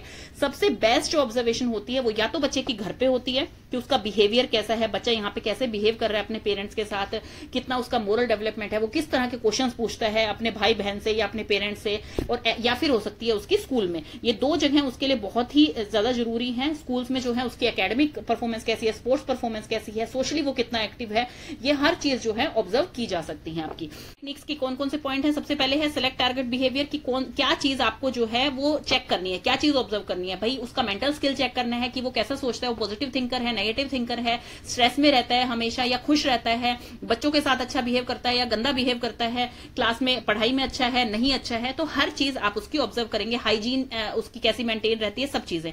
देन उसके बाद उसको डिफाइन करेंगे ऑब्जर्वेबल टर्म में कि भाई आपने कौन सा बिहेवियर बिहेवियर वो मतलब चेक करना है उसका। डिफाइन द क्राइटेरिया, क्या क्राइटेरिया है आपके। अब जैसे कई तो जो होते हैं इनफॉर्मल होते हैं कि भाई कुछ भी नहीं, मैं पार्क में खेल रहा है बच्चा तो चेक कर लिया, क्लास में है तो चेक कर लिया, उसके पेरेंट्स से पूछ लिया, बस दैट्स इट, मुझे इतनी ऑब्जर्वेशन करनी थी। कईयों के क्या होती है फॉर्मल होती है कि मुझे तो हर एक मतलब जैसे हर एक पीरियड में उसको चेक करने आना है, या हर एक आधे घंटे बाद मुझे उसको चेक करना है। मतलब हर चीज आपने जो है एक फिक्स कर ली, फॉर्मल कर ली कि भाई नहीं, सीरियसली ले लिया उस चीज को कि मुझे इस टाइप से ऑब्जर्व करना है। तो आपका क्राइटेरिया क्या है जो आप जज करना चाह रहे हैं। Select no more than 2 targets to observe at one time. आपके कोई भी 2 टारगेट से ज्यादा एक टाइम पे नहीं होने चाहिए थे, नहीं तो वो ऑब्जर्वेशन जो है वो आपके लिए डिफिकल्ट भी बनेगी और फिर ऑब्जर्वेशन प्रॉपर हो भी नहीं पाएगी। अगर आप 3 चीजें बच्चे की एक साथ देख रहे हैं तो वो चीजें आपकी हो भी नहीं पाएंगी। आप जो है आपके टारगेट जो है वो 2 से ज्यादा नहीं होने चाहिए एक टाइम पे। Keep coding on data sheet simple और एफिशिएंट। आप इस तरह से ऑब्जर्व करें बच्चों को जो सिंपल हो या और एफिशिएंट हो, कि मतलब आपको इजीली समझ आ जाए और बच्चे के लिए वो फायदेमंद हो। आप ऐसे किसी चीज को ऑब्जर्व नहीं कर सकते हैं और बच्चा उसमें अनकंफर्टेबल फील कर रहा है कि भाई ये टीचर मुझे हर 10 मिनट में कुछ ना कुछ क्वेश्चन पूछने आ जाती हैं, या कुछ ना कुछ मेरे से ऐसे घर के क्वेश्चंस पूछ रही हैं, या कुछ मेरे एंगर इश्यूज पूछ रही हैं, या मेरी थिंकिंग चेक कर रही है। तो भाई वो अगर अनकंफर्टेबल है तो आपको ऑब्जर्वेशन का कोई फायदा नहीं है। आप इस तरह से करें कि लर्नर जो है या जिसको आप ऑब्जर्व कर रहे हैं या तो उसको पता ही ना चले, अगर आप उसका बिहेवियर चेक कर रहे हैं, उसकी हाइजीन चेक कर रहे हैं, उसका मेंटल स्किल्स चेक कर रहे हैं, या फिर उसे पता भी लगता है तो वो अनकंफर्टेबल ना हो। आप इतनी ज्यादा क्वेश्चंस या इतना ओवरलोड ना कर दें उस चीज के लिए। सबसे पहला है इवेंट रिकॉर्डिंग। इवेंट रिकॉर्डिंग जो होती है वो कॉन्टिन्यूस हो सकती है, नैरेटिव रिकॉर्ड्स हो सकते हैं, चाइल्ड के बिहेवियर और रिस्पॉन्स कैसा देता है वो, कि भाई जैसे उसके टेम्पर इशू तो नहीं आ रहे हैं, उसकी थिंकिंग हमेशा ही स्ट्रेस की तरफ जा रही है, तो ये चीज होते हैं आपके इवेंट रिकॉर्डिंग। टाइम सैम्पलिंग क्या होता है कि पर्टिकुलर एक आप टाइम बना लेते हैं। ऐसा नहीं है कि भाई आपने इवेंट रिकॉर्डिंग में तो क्या है, बच्चे का आप कुछ पर्टिकुलर चेक कर रहे हैं कि भाई एक सिंगल इवेंट में आपने ये चीजें चेक करी, मुझे ये लगा, तो आपने वो अपना रिजल्ट दे दिया। टाइम सैम्पलिंग में क्या है कि आप इंटरेस्ट ले रहे हैं उस बच्चे में कि भाई मुझे तो देखना है कि ये इतनी फ्रीक्वेंसी में, पेरेंट कहते हैं कि भाई घर में तो ये मिनट मिनट में गुस्सा हो जाता है या क्लास में इसका ऐसा बिहेवियर रहता है, तो मुझे तो एक टाइम बना लिया मैंने फिट कि मैं हर इस एक मिनट के बाद इसको देखूंगा। तो वो होता है टाइम सैम्पलिंग कि भाई आपने एक टाइम इंटरवल बना लिया कि आप उसके बाद जो है उसे चेक करेंगे उस बच्चे को और उसका मतलब उसका बिहेवियर या जो भी चीज आपको ऑब्जर्व करनी है वो नोट करेंगे। देन है checklist and rating scales. Checklist and rating scales क्या है कि आपने एक जो है पैरामीटर बना लिया कि आप जो है इसको इस हिसाब से मार्क्स देंगे। जैसे रेटिंग स्केल आपका क्या होता है, रेटिंग स्केल में इस टाइप से होता है कि भी आपने देखा कि बच्चे का बिहेवियर अब जो है इस पीरियड में ऐसा था, 2 पे दे दिया आपने, देन उसके बाद आपने देखा तुरंत ये ऐसा हो गया, तो आप देखेंगे कि उसका बिहेवियर कितनी जल्दी जल्दी फ्लक्चुएट कर रहा है, एकदम से खुश हो जाता है बच्चा, एकदम से तंग हो जाता है, या बच्चे का एक कांस्टेंट आ रहा है कि भाई 5 है तो रेटिंग स्केल पे उसका यही नंबर देना है। तो वो है चेकलिस्ट एंड रेटिंग स्केल कि आप उसको किस तरह से उसका अवलोकन कर रहे हैं, ऑब्जर्व कर रहे हैं। कोडेड ऑब्जर्वेशन में क्या होता है कि आपने जो है often use to study multiple interaction और behaviour occurring within a specified period of time, कि भाई आपने जो है एक स्पेसिफाइड टाइम में उसके बहुत सारे जो है इंटरेक्शन देख लिए, उसके बिहेवियर चेंज देख लिए, तो वो इसमें आ जाएगा। जैसे कि आपने बच्चे के जो है कुछ ही चेंज होते हुए देखे कि भाई नहीं ये तो बच्चा कांस्टेंट है और ठीक है, स्टेबल रहता है, इसमें इतने चेंज नहीं है। किसी बच्चे में आपने देखा कि उसका सिंपल बिहेवियर से एकदम जो है उसके पैटर्न्स चेंज हो रहे हैं। किसी में आपने देखा कि उस बच्चे के जो है मतलब वो पूरे में ही जो है बड़ा गुस्सा कर रहा है, या उसके एंगर इश्यूज हैं, उसके टेंट्रम इश्यूज हैं, वो हर किसी से अच्छा बिहेव नहीं करना चाहता, अगर टीचर ने प्रेज कर दिया तो सबको चिढ़ा रहा है, तो मतलब इस टाइप के इश्यूज हैं। तो वो चीज आती है आपकी कोडेड ऑब्जर्वेशन में। All teachers need to develop skills as observer. हर टीचर को जो है एक ऑब्जर्वर की तरह अपने स्किल्स मेंटेन करने चाहिए ताकि वो अपनी क्लासरूम को बेहतर समझ पाए और बेहतर उन्हें इवेल्युएट कर पाए और उनको जो है हर चीज में फिट रख पाए, चाहे वो मेंटल एबिलिटी है, मोरल एबिलिटी है, सोशल एबिलिटी है, हर चीज में अपने बच्चों को इस तरह से आप लर्निंग दें कि ऑब्जर्व करते हुए कि उन बच्चों के हिसाब से आप उन्हें पढ़ाएं। ये होता है ऑब्जर्वेशन का फायदा। नेक्स्ट आपका आ गया है इंटरव्यू। इंटरव्यू क्या होता है? Conversation between 2 persons. ये पहले फेस टू फेस ही होता था, लेकिन आजकल ऑनलाइन भी होता है इंटरव्यू आपका आफ्टर कोविड। तो 2 बंदों के बीच की कन्वर्सेशन को बोला जाता है इंटरव्यू। इंटरव्यू में एक इन्वेस्टिगेटर होता है जो इन्वेस्टिगेट करता है, जिसे हम इंटरव्यूअर बोलते हैं, जो आपसे क्वेश्चंस पूछता है। एक होता है रिस्पोंडेंट, मतलब जो कि आपको रिस्पोंड करेगा, आपको आंसर देगा, उसे बोला जाएगा इंटरव्यूई। ठीक है। इसमें क्या किया जाता है, आपकी इंफॉर्मेशन कलेक्ट की जाती है, आपका क्वालिटेटिव क्वांटिटेटिव दोनों रिसर्च की जाती है, इवेल्युएट की जाती है, फिर उसके बाद आपको जॉब दी जाती है। तो ऐसा नहीं है कि सिर्फ जॉब के लिए ही इंटरव्यू होता है, आजकल स्कूल्स में भी इंटरव्यू होता है। जब बच्चे को किसी क्लास में, मान लीजिए एक स्कूल को छोड़ के उसके पापा की ट्रांसफर किसी दूसरे शहर में हो गई है, तो स्कूल जो आपके एक्स्ट्राऑर्डिनरी स्कूल्स होते हैं वो क्या करते हैं, बच्चे का पहले इंटरव्यू लेते हैं, फेस टू फेस कन्वर्सेशन होती है, उनके स्किल्स देखे जाते हैं, उनका कॉन्फिडेंस लेवल देखा जाता है, उनकी जो है कितनी उनको स्किल्स है, कितना लर्निंग आउटकम वो दे पा रहे हैं, वो सब उनका चेक किया जाता है, फिर उसको एडमिशन दिया जाता है। तो इंटरव्यू ऐसा नहीं है सिर्फ आपके जॉब के लिए होती है, आपके स्कूल्स के लिए भी इंटरव्यू होते हैं। तो टाइप्स ऑफ क्वालिटेटिव इंटरव्यू कौन से होते हैं, इसमें सबसे पहले आता है इनफॉर्मल कन्वर्सेशन इंटरव्यू और दूसरा होता है फॉर्मल। एक होता है इनफॉर्मल, एक होता है फॉर्मल। इनफॉर्मल जैसे आपको नेम से ही पता लग रहा है, जो स्पॉन्टेनियस होता है, भाई आपको पता नहीं है कि आज आपका इंटरव्यू होने वाला है, आपका तुरंत इंटरव्यू होगा। इसका सबसे अच्छा एग्जांपल ये है कि जैसे मान लीजिए कोई रैली हो रही है, वहां पे पॉलिटिशियंस आए हुए हैं, उनका तुरंत इंटरव्यू ले लिया, वो कहा जाएगा इनफॉर्मल। लेकिन इसमें जो इंटरव्यूअर होता है ना, वो आपका बहुत ही ज्यादा इंटेलिजेंट होना चाहिए, नॉलेजेबल होना चाहिए, एक्सपीरियंस्ड होना चाहिए, ताकि उसके पास जो है क्वेश्चनरीज हो कि भाई वो क्वेश्चंस पूछ सके आपसे। आपका इंटरव्यू लेने के लिए उसके पास क्वेश्चंस होने चाहिए दिमाग में। आप एक आंसर दे, दूसरा बंदा जो रिस्पोंडेंट है वो आंसर दे, उसी में से दूसरा क्वेश्चन निकाल लिया। इस टाइप से जो इंटरव्यू होता है उसे इनफॉर्मल इंटरव्यू कहा जाता है। ये जो होते हैं ये बहुत ही क्विक होते हैं, स्पॉन्टेनियस होते हैं और दूसरे बंदे की नॉलेज चेक करने के लिए लिए जाते हैं। ये जो है ऑफिसेज में भी हो सकते हैं, जैसे आपके अप्रेजल के लिए भी हो सकते हैं। किसी एक पर्सन को बुला लिया, उसको पता नहीं है कि आज मेरे से क्वेश्चन आंसर राउंड होने वाला है या कुछ भी होने वाला है, इसमें आपको क्विक आंसर देना पड़ता है। इसमें जो है आपका ये सिस्टमेटिक नहीं होता है। सिस्टमेटिक कैसे होगा, सिस्टमेटिक तो वो होता है जैसे पहले आपको इन्फॉर्म किया जाए कि आपका इतने बजे इस जगह पे इंटरव्यू होगा 9 o'clock, तो आपको टाइम भी दे दिया कि सुबह 9 AM आपको वहां पहुंचना है और ड्रेस कोड आपको पता है, सब कुछ आपको पता है। लेकिन जो क्विक होता है उसमें आपको कुछ भी नॉलेज नहीं है, कुछ भी पता नहीं है और आपको जो है ले लिया जाता है। ये थोड़ा सा डिफिकल्ट हो सकता है, सिस्टमेटिक नहीं होता है और टाइम कंज्यूमिंग होता है आपका डेटा एनालाइज करने के लिए, क्योंकि आप इसके लिए अवेयर नहीं होते हैं। इंटरव्यू गाइड अप्रोच क्या होती है, इसमें जो टाइप ऑफ इंटरव्यू होता है वो ज्यादातर क्या होता है, वो क्वालिटेटिव ही होता है आपका। और इंटरव्यूअर के पास जो है एक आउटलाइन ऑफ टॉपिक या इशू क्या कवर करने हैं उस इंटरव्यू में वो पता होता है।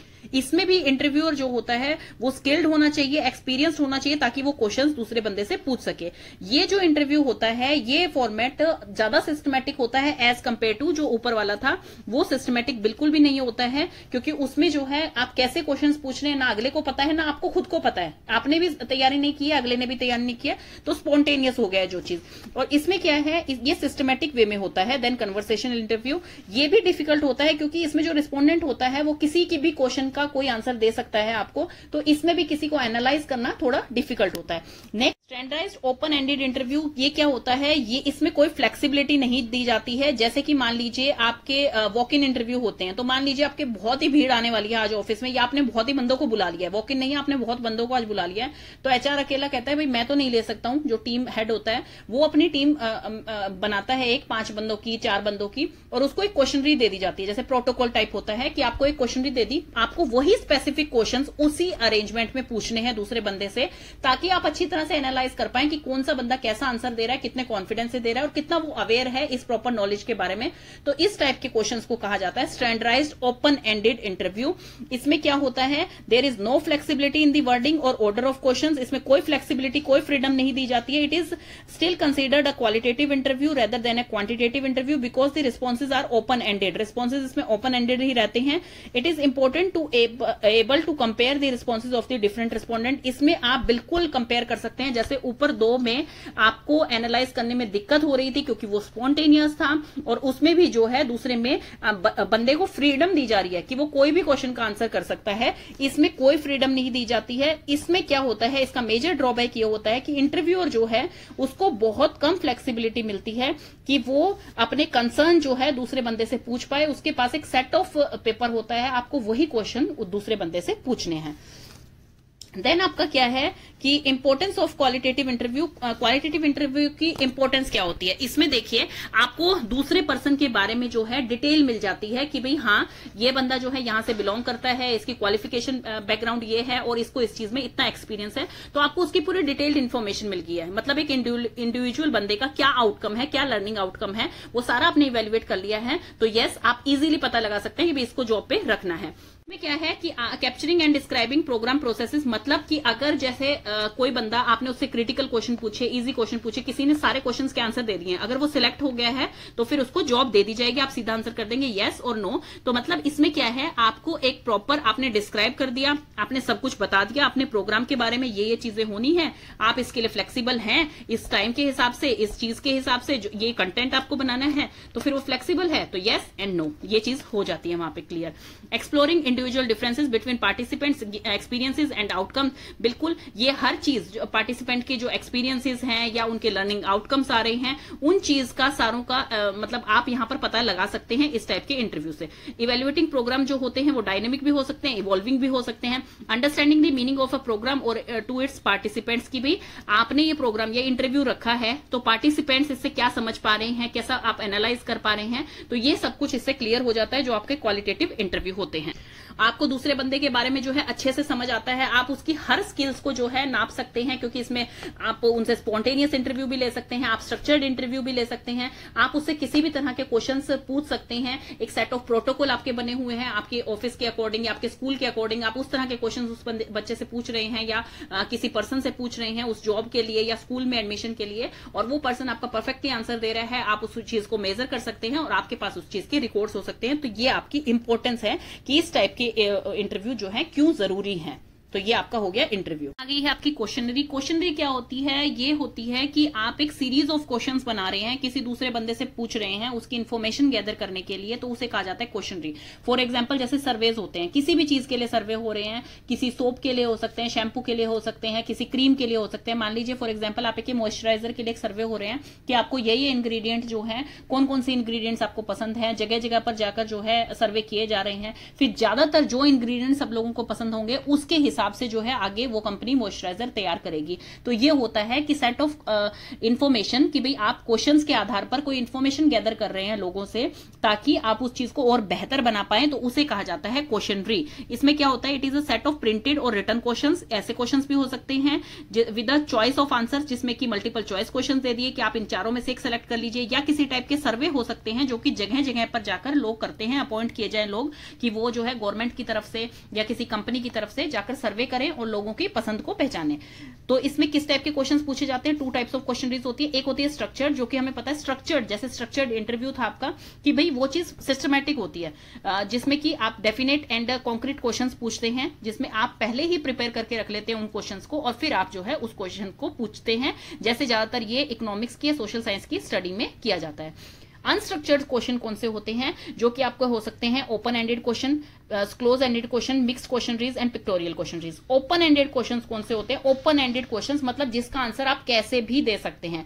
ओपन एंडेड क्वेश्चंस में आपका होता है जैसे लॉन्ग आंसर क्वेश्चन हो गए, शॉर्ट आंसर क्वेश्चन हो गए, इसमें जो है डाइवर्जेंट थिंकिंग देखी जाती है बच्चे की। डाइवर्जेंट का मतलब होता है कि आप किसी भी डायरेक्शन में इसका आंसर दे सकते हैं, ऐसा नहीं है कि इसका एक फिक्स ही आंसर है, आप इसका कैसे भी आंसर दे सकते हैं, उन्हें कहा जाता है open ended question. Close ended questions कौन से होते हैं, क्लोज एंडेड मतलब कि एक ही आंसर है इसका, कन्वर्जेंट है ये कि भाई आपको एक ही आंसर देना है, वही इसका परफेक्ट आंसर है, जैसे कि आपके सीटेट में होता है ए बी सी डी में से एक परफेक्ट ही आपका आंसर होगा, उसे कहा जाएगा क्लोज एंडेड क्वेश्चन। देन है आपका मिक्स क्वेश्चनरी, जिसमें आपके ओपन एंडेड भी आ सकते हैं, क्लोज एंडेड भी आ सकते हैं, उस तरह की जो आपकी क्वेश्चनरी होती है वो होती है मिक्स्ड वाली। एक होती है पिक्टोरियल क्वेश्चनरीज। देन आपके आगे हैं basic rules for questionnaires item construction, कि कौन कौन से रूल्स आपको फॉलो करने हैं जब आप क्वेश्चनरी बना रहे हैं, सेट ऑफ क्वेश्चंस बना रहे हैं। सबसे पहला है कि आपकी स्टेटमेंट जो होनी चाहिए वो इस तरह की होनी चाहिए कि लोग जो है उनका इंटरेस्ट हो इस चीज का आंसर देने में। आप जैसे सर्वे का आपको पेपर दिया किसी ने या सर्वे के आपसे क्वेश्चंस कोई पूछेगा, अगर आपका उस चीज में इंटरेस्ट ही नहीं होगा, अब मान लीजिए कोई क्रीम बनानी है फॉर वुमेन्स, तो मेंस उसका आंसर कैसे दे पाएंगे, तो आपको रिलेटेड पॉपुलेशन से वो क्वेश्चन पूछना है जो कि उस क्वेश्चन में इंटरेस्टेड हो या उसका आंसर आपके लिए वैल्यूएबल हो। देन है ऐसी स्टेटमेंट आपको यूज करनी चाहिए जिसका कि अलग अलग जो है आप आंसर ले सके लोगों से, अलग अलग उनका ओपिनियन जान सके, तो आपको ऐसी स्टेटमेंट्स यूज करनी चाहिए। Type of think of having an open answer category, open answer category होनी चाहिए क्योंकि जितने भी पॉसिबल उसके आंसर हो सकते हैं उन सबको आपको वेलकम करना चाहिए और फिर उससे जो है आपको एनालाइज करना चाहिए। Use only one aspect of the constructor you are interested in per item, आपको सिर्फ एक ही एस्पेक्ट आपका देखना है कि भाई आपको इससे क्या पता करना है, इस पर्टिकुलर चीज से आपको क्या पता करना है, इस टाइप की आपको क्वेश्चनरी होनी चाहिए। यूज पॉजिटिव स्टेटमेंट, आपको पॉजिटिव स्टेटमेंट्स रखनी है, कोई नेगेटिव स्टेटमेंट अपनी क्वेश्चनरीज में नहीं होनी चाहिए। डोंट मेक अजम्पशन, अजम्पशन नहीं होनी चाहिए कि आप पहले से ही अपने दिमाग में बिठा के बैठ जाएं कि भाई ये जो है रिस्पोंडेंट ऐसा आंसर देगा तो ठीक है, ऐसा नहीं देगा तो गलत है। मतलब अपने अजम्पशन पहले ही मत बनाइए, उसके लिए रिस्पोंडेंट कैसा आंसर देता है उसके बाद जो है अपना डिसाइड कीजिए कि भाई यस आप इसको एनालाइज कर पा रहे हैं, ये अफेक्टिव है या नहीं है। क्लियर होना चाहिए, वर्डिंग जो है वो इजीली अंडरस्टैंडेबल होनी चाहिए, ऐसी लैंग्वेज में आप उसे बनाएं, ऐसी आपको फॉर्मेट यूज करना है। Use correct spelling, grammar and punctuation, आपको करेक्ट स्पेलिंग, ग्रामर और पंचुएशन यूज करनी है। Avoid items that contain more than one questions पर आइटम, पर आइटम के जो है एक क्वेश्चन से ज्यादा आपको नहीं लेने हैं। क्वेश्चंस जो होने चाहिए वो बायस नहीं होने चाहिए आपके। एडवांटेज ऑफ क्वेश्चनरीज क्या होते हैं, क्वेश्चनरी प्रैक्टिकल होती है आपकी, तो इसमें जो है इजीली आप डेटा कलेक्ट कर सकते हैं दूसरों से, लार्ज अमाउंट ऑफ इंफॉर्मेशन आप गैदर कर सकते हैं शॉर्ट पीरियड ऑफ टाइम में, तो ये क्या है कॉस्ट इफेक्टिव भी है और टाइम एफिशिएंट भी है। देन उसके बाद कि इसमें जो है एक रिसर्चर आप लेंगे जो कि आपकी वैलिडिटी, रिलायबिलिटी, इन सब चीजों को चेक करेगा। Result of questionnaire can usually भी क्विक हो सकती है वो, जो कि टाइम सेविंग होती है आपकी, and easily quantified bye either a researcher, और जो भी सॉफ्टवेयर पैकेज है जो भी उस चीज को जो है एनालाइज करेगा वो इजीली कर सकता है। These can be analyzed more scientifically, ये more scientifically यूज होती हैं, इसीलिए जो है इसको जो है इसकी क्वालिटी को किसी नई थ्योरी में जो है वो इनकॉर्पोरेट किया जा सकता है।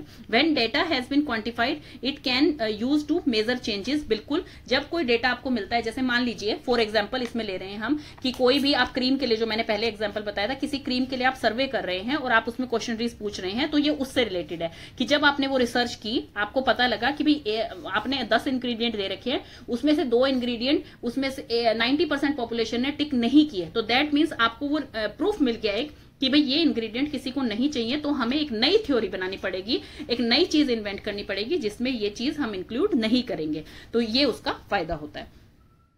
डिसएडवांटेजेस क्या है क्वेश्चनरी की, लैक वैलिडिटी, इतना वैलिड नहीं होता है क्योंकि टाइम पे लोगों की सोच बदलती रहती है, लोगों के जो है टाइम के हिसाब से या नीड्स के हिसाब से जो है उनकी पसंद बदलती रहती है। देन है रिस्पोंडेंट में बी फॉरगेटफुल और not thinking with in the full context of the situation, respondent जो है भाई हो सकता है उसको इस चीज के बारे में नहीं पता है या वो नहीं अच्छी तरह से सोच पा रहा है जिस चीज की क्वेश्चनरी उसके सामने रखी गई है।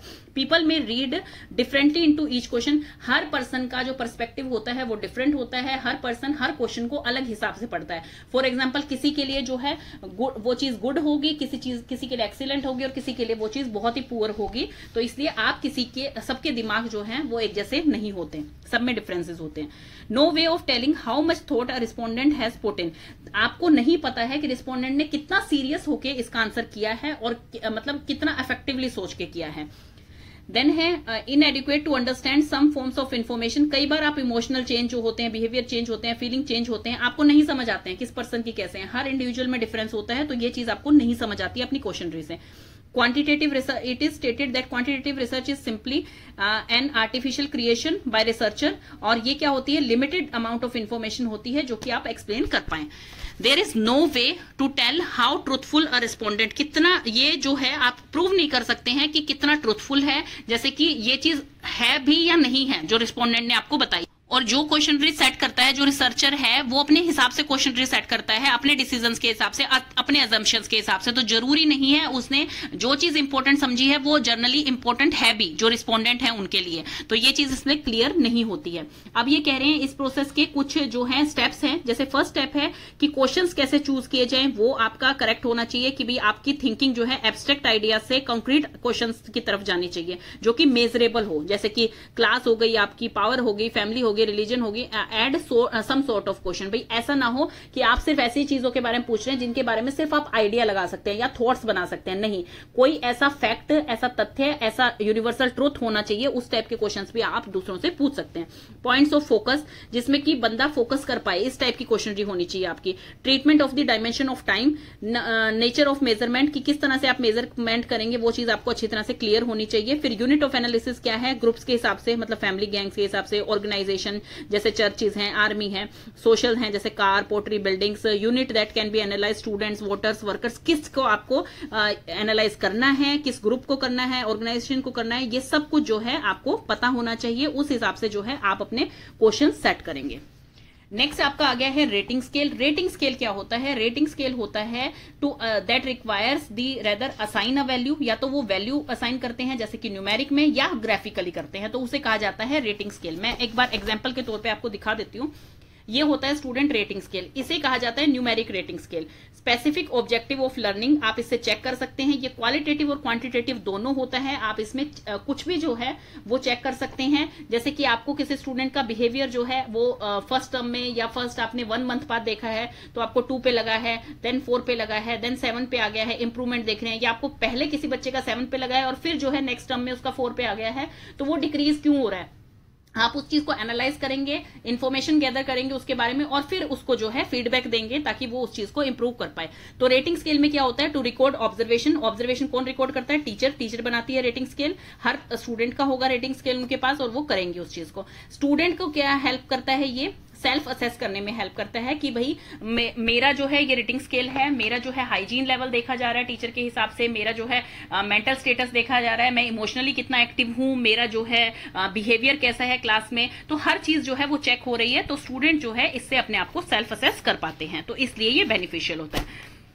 तो इसमें क्या है आपका रेटिंग स्केल जो होती है वो allow teacher to indicate the degree और frequency of the behaviour, skills and strategy displayed by the learner. Learner कितना अपने आप को एक्सप्रेस कर पा रहा है वो सब कुछ वो रेटिंग स्केल में देख सकती हैं। Rating scale state the criteria, provide 3 or 4 responses selections to describe the quality and frequency of student work। Student कैसा काम कर रहे हैं, कितना लर्न कर पा रहे हैं, कितना अपने स्कूल को जो है दे पा रहे हैं, इनपुट दे पा रहे हैं कि भाई टीचर जैसे उन्हें पढ़ा रही है कुछ, उनका कितना उसमें आउटकम मिल रहा है, कितना आउटपुट दे रहे हैं वो, तो वो चीज टीचर जो है रेटिंग स्केल से माप सकती है।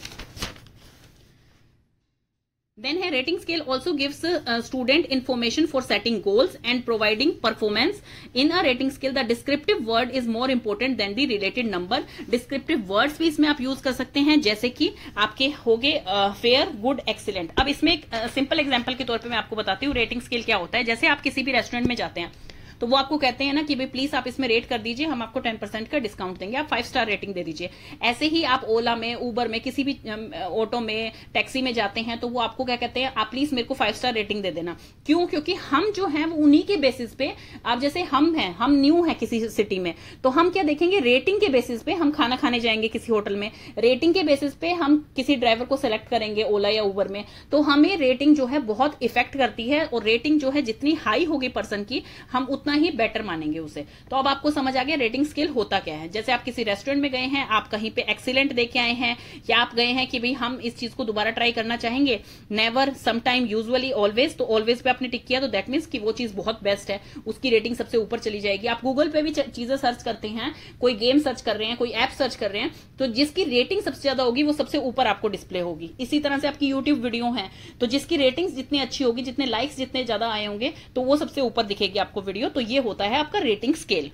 तो अब इसके एडवांटेजेस क्या हैं? एडवांटेजेस क्या है? सबसे पहली एडवांटेज ये है, ये एक स्ट्रक्चर्ड फैशन होता है जो कि रेंज करता है क्वांटिटेटिव से लेकर क्वालिटेटिव एनालिसिस आपकी कर सकता है। पीपल्स को कंपेयर करने में, ऑब्जेक्ट्स को कंपेयर करने में, थिंग्स को कंपेयर करने में, रेस्टोरेंट्स को, होटल्स को, आपकी कैब्स को, ऑटोज को, सब चीजों को कंपेयर करने में आप इनका हेल्प ले सकते हैं रेटिंग स्केल का। It works as a journal system. ये जर्नल सिस्टम की तरह वर्क करता है। सिर्फ ऐसा ही नहीं है कि टीचर्स ही इसे यूज में लाती हैं स्टूडेंट्स के लिए, बल्कि टीचर्स के लिए आपके प्रिंसिपल भी इसे यूज में लाते हैं कि किस टीचर को जो है प्रमोट करना है, किस टीचर को जो है अब कितनी सैलरी उनकी इंक्रीज करनी है, वो भी रेटिंग स्केल पे माप सकते हैं। एडमिनिस्ट्रेटर डिपार्टमेंट को माप सकते हैं। ऐसे ही आपकी कोई जॉब करने हैं पर्टिकुलर, तो अपनी टीम को अप्रेजल के टाइम उनको कितना अप्रेजल करना है, कैसे उनका असेसमेंट लेना है, तो वो सब कुछ रेटिंग स्केल पे होता है कि यस, एक फॉर्म होता है, उसमें आप टिक करके देखते हैं कि इसका ओवरऑल परफॉर्मेंस ऐसा था, इस चीज में इसका ऐसा है, तो रेटिंग स्केल उसमें बने हुए होते हैं।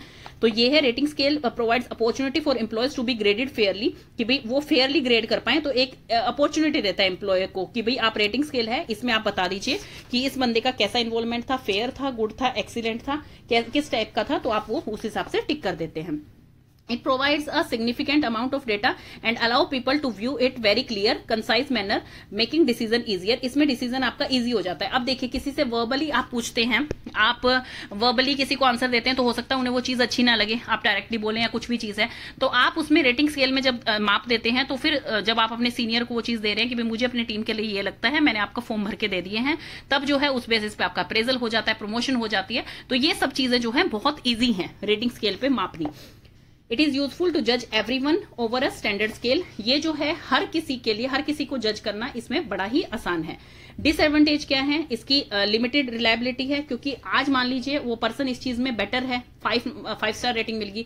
जैसे एक रेस्टोरेंट ही ले लीजिए, अब उसका खाना बहुत अच्छा है, एक दिन उसके खाने में कुछ मिल गया गलत, या किसी ने वीडियो बना के डाल दिया, तो उसकी रेटिंग एकदम से नीचे चली जाएगी। तो इसलिए ये रिलायबल नहीं है कि आप परमानेंटली मान ले कि वो रेस्टोरेंट टॉप पे ही रहेगा, ऐसा नहीं है। लिमिटेड रिलायबल है। दूसरा है कि ये जो है बिहेवियर प्रॉब्लम्स जो होती हैं उनको एक्सेस नहीं कर पाता है इजीली। ईज टू यूज है, इसलिए अनक्वालिफाइड पर्सन भी इसे जो है मतलब कर देता है। जैसे कि मान लीजिए हमें पता भी नहीं है, उस रेस्टोरेंट में हम गए भी नहीं है, किसी ने हमें कहा कि भाई हाँ आप रेटिंग दे दीजिए, आपको ये बेनिफिट मिल जाएगा, इस बार ये चीज फ्री मिल जाएगी, तो हमने रेटिंग दे दी। मतलब ये चीज वो है कि भाई एक अनक्वालिफाइड पर्सन है, उसको भी जो है बोल दिया गया इजी टू यूज है, आप इस चीज का यूज कर लीजिए, तो मतलब रिलायबल वो तो नहीं मिली, दूसरों के लिए तो गलत इन्फॉर्मेशन हो गई note down. It is not suitable for sophisticated treatment planning. Sophisticated treatment planning जो है उसके लिए इस चीज को सुटेबल नहीं माना जा सकता है, इस चीज को मेजर नहीं किया जा सकता है। आगे आपकी चेकलिस्ट की चेकलिस्ट क्या चीज बताती है आपको, जो बहुत ही कंसिस्टेंट होती है और बहुत कंप्लीट होती है। एक ऐसा टास्क होता है जिसमें आपको कंप्लीट नॉलेज मिल जाती है, जैसे कि ये है, ये चेकलिस्ट है आपकी। तो चेकलिस्ट में आपने मान लीजिए कुछ भी बना सकते हैं आप, ऊपर बना दिया बैड, एवरेज, गुड, एक्सीलेंट। तो इसमें से जिसमें भी टीचर टिक करती है, चेकलिस्ट आपकी बनाई जाती है, टीचर के द्वारा बनाई जाती है, प्रिंसिपल के द्वारा टीचर्स के लिए बनाई जाती है। तो मतलब इस चीज में क्या है कि आप जो है कितना सक्सेस कर पा रहा है बच्चा, पिछले टर्म से इस टर्म में कितना बेहतर हुआ है, हर चीज की चेकलिस्ट होती है टीचर के पास। आपने देखा होगा आजकल जो है 20 मार्क्स या 10 मार्क्स जो है बिहेवियर के आपको मिलते हैं, हाइजीन के मिलते हैं, हैंडराइटिंग के 5 मार्क्स एक्स्ट्रा मिलते हैं। तो वो सब चीज आपकी चेकलिस्ट में नोट होती है। जैसे कि बिहेवियर में अब देख लिया, बच्चे का बिहेव जो है एक्सीलेंट रहा पूरे साल, तो उसके आपको एक्स्ट्रा मार्क्स मिल गए। हैंडराइटिंग कैसी रही, आपको ग्रेड्स में ये बेनिफिट देते हैं, तो हर चीज में देते हैं। तो आप इसमें चेकलिस्ट में आप हर चीज इंक्लूड कर सकते हैं, हैंडराइटिंग कर सकते हैं, हाइजीन, एक्टिविटी कितनी कर पा रहा है बच्चा, स्पोर्ट्स की एक्टिविटी कितनी कर रहा है, गेम्स कितना कर रहा है, आपका म्यूजिक कितना प्ले कर रहा है, आपके कंप्यूटर में कितना एक्टिव है, हर चीज आप देख सकते हैं। डिसिप्लिन कितना है, कम्युनिकेशन कैसी है उसकी, बेटर कम्युनिकेशन है, गुड है, एक्सीलेंट कम्युनिकेशन है, लिसन टू इंस्ट्रक्शन। अब जिसकी कम्युनिकेशन अच्छी होगी, जिसकी चेकलिस्ट में देखेगी टीचर की भी इसकी कम्युनिकेशन बेहतर है, तो मान लीजिए इसे स्पीकर का रोल दे दिया, किसी एक्ट में कुछ भी दे दिया, तो मतलब वो चीजें उस चीज पे डिपेंड करती हैं कि बच्चे के बारे में आपका क्या पर्सपेक्टिव बन रहा है, कैसी इंफॉर्मेशन आप गैदर कर रहे हैं, तो सारी चेकलिस्ट में आपको मिल जाती हैं। Listen to instructions, interaction with peers, interaction with teachers, तो ये होती है आपकी चेकलिस्ट स्टूडेंट। ये देखिए, तो अब यूजेस क्या है और इंपॉर्टेंस क्या है चेकलिस्ट की। चेकलिस्ट जो होती है टीचर्स के द्वारा यूज की जाती है, जैसे कि लेसन बनाने में भी वो यूज करते हैं। ये सिर्फ एक एग्जांपल दिखाया मैंने आपको, हर तरह की चेकलिस्ट बनती है आपकी। ये तो एक बता दिया कि एक स्टूडेंट के लिए क्या क्या चीजें टीचर देख सकते हैं। इसमें कितनी भी ज्यादा चीजें, 10 चीजें और ऐड कर लीजिए आप, तो वो सारी चीजें आप ऐड कर सकते हैं इसमें। टीचर जो है वो चेकलिस्ट बनाती है कि मान लीजिए उनके पास एक कोई मटेरियल मंगाना है उन्हें बाहर से, जो कि आपको एक चेकलिस्ट देनी है कि भाई अपने एडमिन डिपार्टमेंट को कि ये मटेरियल हमें अपनी क्लासरूम के लिए चाहिए। या टीचर्स बनाती है कि मुझे मेरा इतना सिलेबस है, एक चेकलिस्ट बना रखी है कि मेरे इतने पीरियड्स आएंगे इस टर्म में, मुझे इतना इतना जो है कवर करना है, तो मैंने ये चेकलिस्ट अपनी बना ली है और जो जो डन होता जाएगा मैं उसमें टिक करती जाऊंगी।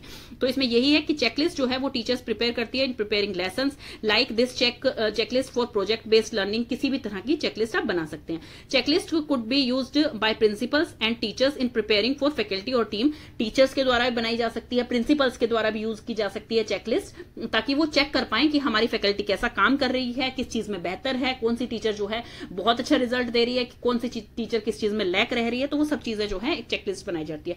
It could be use to increase influence using the element contained in the success, कि कौन कौन से एलिमेंट जो है आपकी हेल्प कर रहे हैं आपकी सक्सेस में। जैसे इसमें आपके 10 चीजों में एक्सीलेंट आ गया है, किसी 2 चीज में आपका बैड आ गया है या एवरेज आ गया है, तो बच्चे को उसमें इंप्रूवमेंट के चांसेस हैं। तो मतलब इस चीज से आपको पता लग जाता है कि कौन कौन सी चीज आपकी सक्सेस में आपका पार्ट बन रही है। चेकलिस्ट जो होती है वो बहुत long range and short range professional learning के लिए जरूरी होती है स्कूल्स में और स्कूल सिस्टम में। सारे टीचर्स को ये एंगेज रखती है learning and not just volunteer. हर चीज के लर्निंग पैटर्न में आपके पास चेकलिस्ट होती है जिसमें कि आप जो है हर चीज माप सकते हैं। तो ये जो है ये टीचर्स का एवरीडे रूटीन पार्ट बन जाता है कि आपको इस चीज में एक चेकलिस्ट बनी हुई है आपकी क्लास में, आपको इस चीज में टिक करना है। इवन चेकलिस्ट आपकी ये भी होती है कि टीचर ने आज क्या करवाया है क्लास में, कौन सी टीचर ने कौन सा पीरियड लिया है। ये क्लास टीचर को बनानी होती है कि मेरी क्लास में इस टीचर ने ये पीरियड लिया है, कोई बच्चा मेडिकल रूम तो नहीं गया था, किसी बच्चे की तबियत तो खराब नहीं हुई थी, कोई बच्चा किसी चीज में पार्टिसिपेट करने के लिए तो बाहर नहीं गया था। तो हर चीज की चेकलिस्ट जो है टीचर बनाती है और उस चीज में जो है ये प्रोफेशनल लर्निंग में जो है बहुत इंप्रूव रहती है। पेरेंट्स को शेयर करती है टीचर, ताकि वो भी अवेयर रहे कि आज क्लास में क्या हुआ है और किस किस चीज में जो है मुझे बच्चे को पढ़ाना है या क्या करना है। तो वो सारी चीजें जो है आपकी चेकलिस्ट में होती हैं। देन है एडवांटेजेस क्या है इसकी। एडवांटेजेस क्या होती है, checklist can help us more organise रखती है, बिल्कुल जैसे मैंने आपको बताया, easy to use and effective होती है। ये मोटिवेट करती है हमें कि एक्शन एंड कंप्लीट टास्क, किसी भी टास्क को कंप्लीट करने के लिए, क्योंकि हमारे पास चेकलिस्ट है, हमें वो टास्क आज करना था, हमने कर लिया, हम टिक कर देते हैं। तो हमें मोटिवेट रखती है कि हमें कल क्या करना है, कितना बच्चा किस चीज में अच्छा हो रहा है। तो हर चीज जो है ये मोटिवेट रखती है। Help of checklist, you can complete repetitive task more quickly and efficiently. ये क्या होती है, चेकलिस्ट की हेल्प से आप कोई भी टास्क आपको करना है वो आप रिपीटेटिव टास्क है, मतलब पहले वो किया आपने, उसमें आप बेहतर थे और अच्छा करना है आपको, तो रिपीटेटिव होते हैं, आपको एफिशिएंसी आपकी बढ़ती है और आप उस टास्क को जो है उसमें धीरे धीरे परफेक्ट होते चले जाते हैं। Allows you to master the repetitive, यही वो कह रहे हैं कि मास्टर कर देती हैं आपको उस रिपीटेटिव टास्क में। Checklist can give more confidence in delegating activities, बिल्कुल चेकलिस्ट जो है आप में बहुत कॉन्फिडेंस देखती है कि आपको किस तरह से कौन सी एक्टिविटी करवानी है।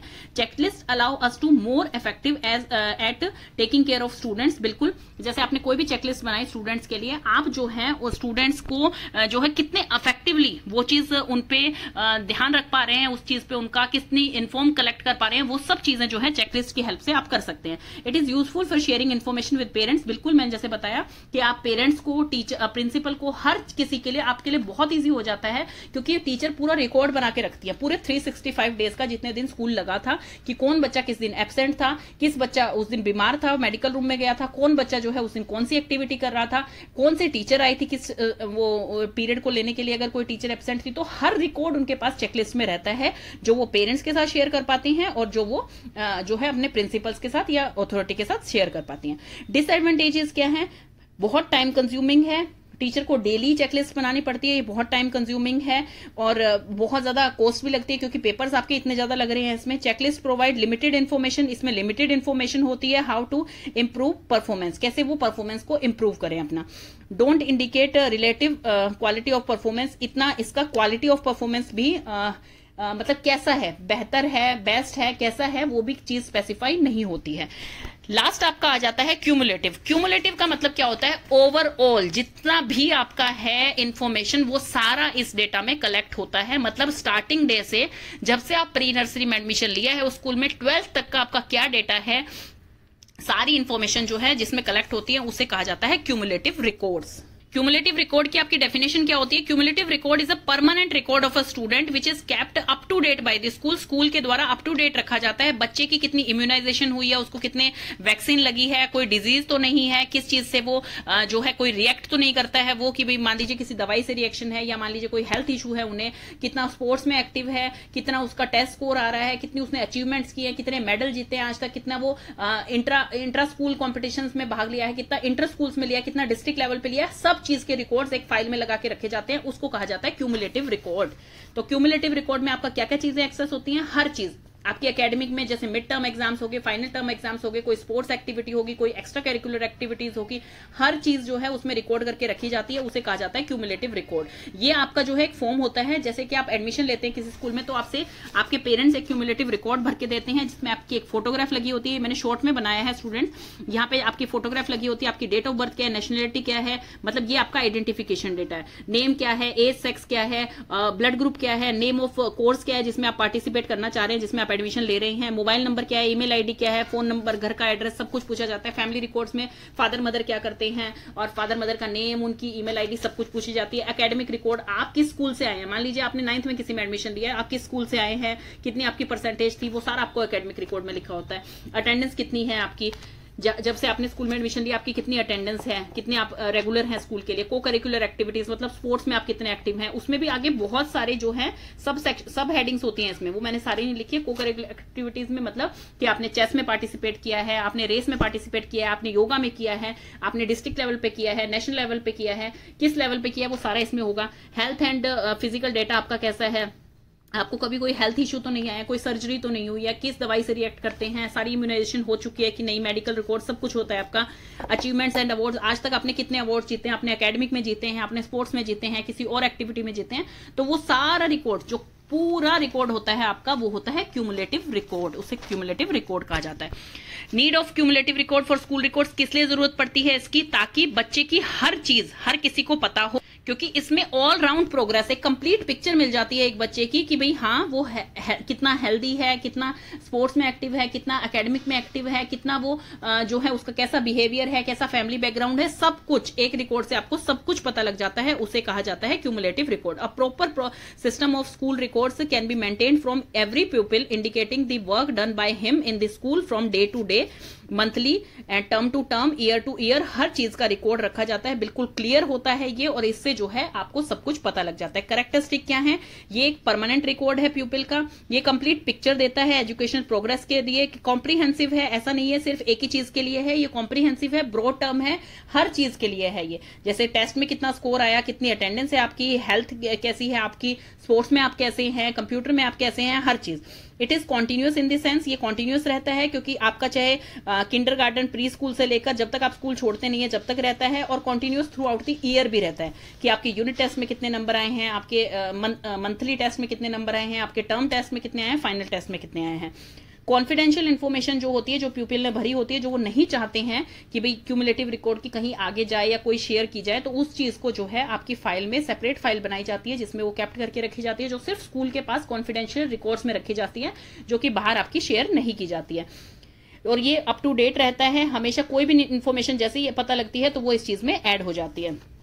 It is entered in the card, जैसे ही प्यूपिल के बारे में कोई नई इन्फॉर्मेशन पता लगती है तो वो कार्ड में एंटर हो जाती है। It contains only those information which are authentic, जो कि ऑथेंटिक हो, रिलायबल हो, ऑब्जेक्टिव हो जिनका कुछ, और यूजफुल हो, वो इन्फॉर्मेशन क्यूमुलेटिव रिकॉर्ड्स में रखी जाती हैं। क्यूमुलेटिव रिकॉर्ड ऐसे होते हैं। अगर किसी को चाइल्ड के फायदे के लिए, वेलफेयर ऑफ चाइल्ड के लिए कोई रिकॉर्ड चाहिए आपके स्कूल से, तो फिर उसे स्कूल के द्वारा इन्फॉर्मेशन दे दी जाती है, लेकिन स्कूल उसे कभी भी, ये जो आपके पास पूरी फाइल होती है, ये कभी भी आप ट्रांसफर नहीं करते किसी दूसरे पर्सन को, चाहे वो चाइल्ड के वेलफेयर के लिए पूछ रहे हैं चाहे कुछ भी, पर हाँ उन्हें इन्फॉर्मेशन दे दी जाती है कि चाइल्ड हमारे स्कूल में ऐसे ऐसे बिहेव करता है या ऐसे ऐसे इसके एकेडमिक रिकॉर्ड है। Data contained in the cumulative record में कौन कौन सा डेटा, कैसा कैसा डेटा होना चाहिए, एक्यूरेट होना चाहिए, कंप्लीट होना चाहिए, कॉम्प्रिहेंसिव होता है, ऑब्जेक्टिव होता है, यूजेबल होता है, वैलिड होता है। All teacher and guide workers should have access to these record, सबके पास एक्सेस होता है जो आपके स्कूल में वर्क करते हैं, लेकिन कॉन्फिडेंशियल फाइल जो होती है उसे सेपरेट प्लेस में रखा जाता है, वो सबके लिए एक्सेस नहीं होता है। Keeping of record is a continuous process, हर चीज का रिकॉर्ड रखना एक कॉन्टिन्यूस प्रोसेस है। Should cover the whole history from preschool और किंडरगार्टन टू दी कॉलेज, मतलब किंडरगार्टन से लेकर आपके कॉलेज तक का सारा रिकॉर्ड इसमें रखा जाता है। Record should be based on the objective data, objective data के बेस पे आपका रिकॉर्ड बनाया जाता है। ये record should provide a minimum of repetition of item, मतलब ऐसा नहीं है कि एक इन्फॉर्मेशन पूछिए वही information bar bar add on होती जाए उसमें, ऐसा नहीं है। कोई न्यू इन्फॉर्मेशन अगर आएगी तो ही वो ऐड होएगी, रिपीटेशन इसमें मिनिमम रहती है। It should contain reliable, accurate or objective information. A manual should be prepared and direction for the guidance of the person filling out of using the record in it. जैसे एक manual बना दिया जाता है, मतलब जैसे आपको एक रेफरेंस इमेज दे दी कि भाई आपको इस हिसाब से ये फॉर्म भर के देना है हमें और कंप्लीट भर के देना है, तो वो आपको सारा दे दिया जाता है ताकि आप इस चीज को इजीली भर सके।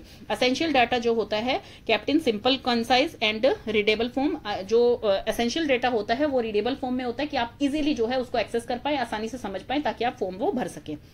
टाइप कौन कौन से होते हैं? Type of information maintained in the cumulative record में आपका सारा ये डेटा आ जाएगा जो मैंने बताया था, name, blood group, age, name of course, date of birth, nationality, father name, mother name, सब कुछ आ जाएगा। देन आएगा फिजिकल डेटा कि आपकी कितना वेट है, हाइट है, कोई इलनेस तो नहीं है, फिजिकल डिसेबिलिटी तो नहीं है कोई। एजुकेशनल डेटा कि प्रीवियस स्कूल क्या था, उसका स्कूल लिविंग सर्टिफिकेट, स्कूल की अटेंडेंस कितनी है, एजुकेशनल अटेनमेंट और स्कूल में मार्क्स कितने आए हैं। वोकेशनल कोर्सेज, अगर किसी पर्टिकुलर चीज में बच्चा इंटरेस्टेड है, जैसे म्यूजिक में है, डांस में है, योगा में है, किसी भी वोकेशनल कोर्स में वो इंटरेस्टेड है तो उसके बारे में डेटा इसमें होना चाहिए। सप्लीमेंट्री इन्फॉर्मेशन जैसे कि obtained use of standardised test से जो इन्फॉर्मेशन मिली थी वो होती है। को करिकुलर डेटा मतलब कि आप किसी फील्ड में, किसी पर्टिकुलर फील्ड में, सोशल फील्ड में, आर्टिस्टिक फील्ड में, म्यूजिक में, डांस में, किसी भी को करिकुलर एक्टिविटी में आप एक्टिव हैं या उसमें पार्ट लेना चाहते हैं तो ये आप भर सकते हैं। एनवायरमेंटल एंड बैकग्राउंड डेटा कि भाई आपका सोशियो इकोनॉमिक स्टेटस कैसा है फैकल्टी के साथ, कल्चरल स्टेटस कैसा है फैमिली के साथ, होम नेबरहुड इन्फ्लुएंस कैसा है आपको, ब्रदर सिस्टर कितने हैं आप, सारा एजुकेशनल बैकग्राउंड आपका, आपकी फैमिली का बैकग्राउंड, वो सब कुछ इसमें आ जाता है आपका एनवायरमेंटल एंड बैकग्राउंड में।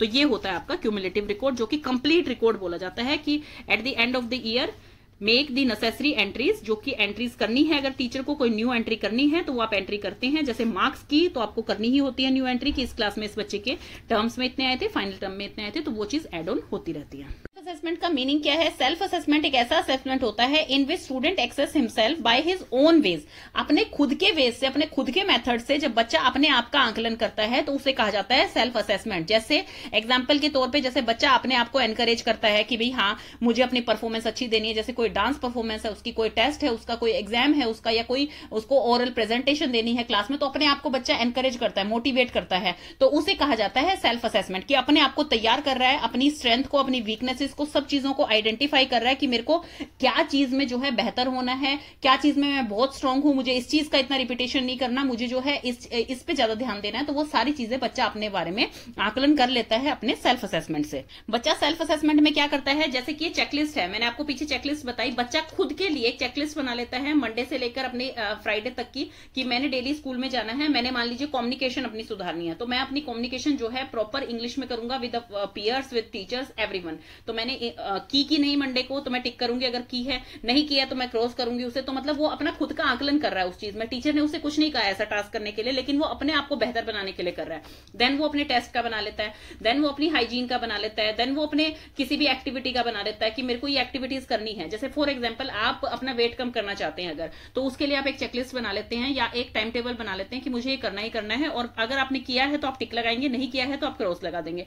तो वो क्या होता है, आपको एक मोटिवेशन देता है, आपको एक एनकरेजमेंट देता है स्टूडेंट को कि बच्चा जब खुद अपना हेड बन गया है कि भाई हाँ मैं अपने हिसाब से अपनी चीजें देखूंगा कि मैं ये कर रहा हूं कि नहीं कर रहा हूं, मतलब कोई दूसरा उसके ऊपर थोप नहीं रहा है, तो बच्चे को और ज्यादा मोटिवेशन मिलेगा, बच्चा एनकरेज होगा, बच्चा अपनी जो है स्किल्स को और ज्यादा बेहतर कर पाएगा, क्रिटिकल थिंकिंग को, सेल्फ अवेयरनेस को, अपनी रिफ्लेक्शन कैसे करता है, मतलब कि जैसे कि अब मान लीजिए कोई टीचर उससे एकदम कोई क्वेश्चन पूछ दिया, तो उसने ये बना रखा है अपने अंदर, वो डेली प्रैक्टिस करता है इस चीज की कि भाई टीचर मेरे से पूछेगी मुझे कोई प्रेजेंटेशन देनी है तो मुझे स्टार्टिंग में ये 3 लाइनें बोलनी है जो कि बहुत अट्रैक्टिव लगेगी टीचर को, जैसे कि today I am in front of you to present this topic और दिस। तो इस टाइप से मतलब अपना एक चीज उसने बना रखी है, तो मतलब उससे क्या है, वो अपना रिफ्लेक्शन दूसरे को बेहतर दे पा रहा है, मतलब अपने आप को रिफ्लेक्ट कर पा रहा है टीचर के सामने। तो ये चीजें होती है सेल्फ असेसमेंट। अब self assessment type of assessment में क्या गया है, जैसे रिटर्न में है, रिटर्न में क्या आ जाएगा कि on the basis of their contribution to an online discussion, जैसे कि मान लीजिए स्टूडेंट की लर्निंग कैसे हो रही है, ऑनलाइन डिस्कशन कर रहे हैं स्टूडेंट अपने पीयर के साथ, वो कितना कॉन्ट्रीब्यूट कर पा रहे हैं, कितने अपने थॉट्स आइडियाज दे पा रहे हैं वो उस पर्टिकुलर टॉपिक पे, उससे उनका सेल्फ आकलन होता है। देन स्टूडेंट्स को ऐसी अपॉर्चुनिटी दी जाए कि कोई भी ऐसा रिसोर्स बता दिया जाए स्टूडेंट को। रिसोर्स का मतलब होता है जैसे कि टीचर बता दे कि ये एक टॉपिक है और ये उस बुक में बहुत अच्छा दे रखा है, या उस साइट पे जाके आप उस ऑथर का देखेंगे तो बहुत अच्छा दिया हुआ है उन्होंने, या फिर प्रैक्टिकली आप उन्हें समझाएं, मतलब कोई रिसोर्स आपने बता दिया कि यहां से बच्चे को हेल्प मिल सकती है। देन उसके बाद जो है वो एक पर्टिकुलर टाइम पीरियड में और उस चीज के आंसर्स दे दे। मतलब उनकी मेमोरी पे बहुत ज्यादा बर्डन ना आए, वो इजीली रिकॉल कर पाए किसी भी चीज को, तो वो उस तरह से वो आंसर कर पाए। देन आपका ओरल रिटन दोनों आ गया है। ओरल रिटन में क्या है, जैसे कि एक ओरल प्रेजेंटेशन दे दिया आपको किसी पर्टिकुलर टॉपिक के ऊपर कि आपको इतनी लेंथ में इतने टाइम पीरियड के अंदर बोलना है इस चीज को, कि भाई 1 पेज का बोलना है या इस टाइप का बोलना है। तो कितना बच्चा जो है उसमें अपने खुद से या अपने पीयर के साथ, मतलब कि अपने क्लासमेट के साथ जो है असेस कर पा रहा है उस चीज को, तो उसे कहा जाएगा। देन है प्रैक्टिकल रिटन में क्या आ जाता है, आप लैब शीट्स देंगे बच्चों को, जैसे कि लैब में प्रैक्टिकल होते हैं तो उसमें ऊपर लिखवाया जाता है ऑब्जेक्टिव क्या है, एक्सपेरिमेंट का प्रोसीजर क्या है, देन उसके बाद रिजल्ट क्या आता है, रिएक्शन आपके साइड के पेजेस पे लिखी जाती है। तो इस तरह से आप लैब शीट दे देंगे बच्चों को, लेकिन उसमें कुछ ना कुछ जो है राइटअप्स जो है fill in the blanks type होंगे, या कुछ सेक्शंस जो खाली छोड़ दिए जाएंगे, जैसे डेफिनेशन है, कोई बीच के वर्ड है, कुछ भी चीजें हैं, तो बच्चा उसे खुद भरेगा, अपनी खुद की नॉलेज से उसे बच्चा फिल करेगा, तो वो कहा जाता है practical written. Written problem based में क्या होता है कि जैसे बच्चे को छोटे छोटे टास्क दे दिए गए हैं, या तो इसमें चेकलिस्ट भी दे सकते हैं आप टीचर की येस और नो, बच्चे ने किया नहीं किया, या फिर उसे छोटे छोटे काम दे दिए गए हैं कि आपका स्टेप 1 ये, स्टेप 2, स्टेप 3, स्टेप 4 कि आज के लिए ये, कल के लिए ये, ऐसे पूरे वीक के लिए आपने उसे काम दे दिया है। देन वो खुद इसमें जो है टिक करेगा, या कैसे भी अपनी अंडरस्टैंडिंग से उन चीजों को कैसे ठीक करता है, वो चीज आती है उनकी प्रॉब्लम बेस्ड में। देन है प्रैक्टिकल ओरल रिटन, इसमें क्या है, बच्चा जो है उसको कोई परफॉर्मेंस देनी है, जैसे कि कॉन्सर्ट में, प्ले में, डांस में, इस टाइप की कोई भी परफॉर्मेंस उसे देनी है स्टूडेंट को खुद।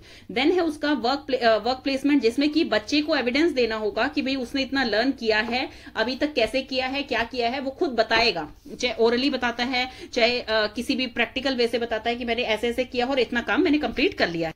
नेक्स्ट आपका आता है प्रैक्टिकल रिटर्न ओरल। इसमें क्या है, स्टूडेंट को बोला जाएगा कि आपको कोई पोस्टर बनाना है, चाहे तो वो रियल साइज का है या पावर पॉइंट फाइल है, किसी भी टाइप की फाइल बच्चे को आप बनाने के लिए देते हैं, चाहे पीडीएफ दें आप, मतलब चाहे पावर पॉइंट में दे कि उसको स्लाइड वे में दिखानी है कोई, चाहे पोस्टर प्रेजेंटेशन दे, चाहे ओरल प्रेजेंटेशन, मतलब किसी टाइप की आप प्रेजेंटेशन दे रहे हैं, बच्चा उसे इंडिविजुअली या अपने ग्रुप में कैसे कर पा रहा है, वो भी उसकी सेल्फ असेसमेंट का पार्ट हो जाती है।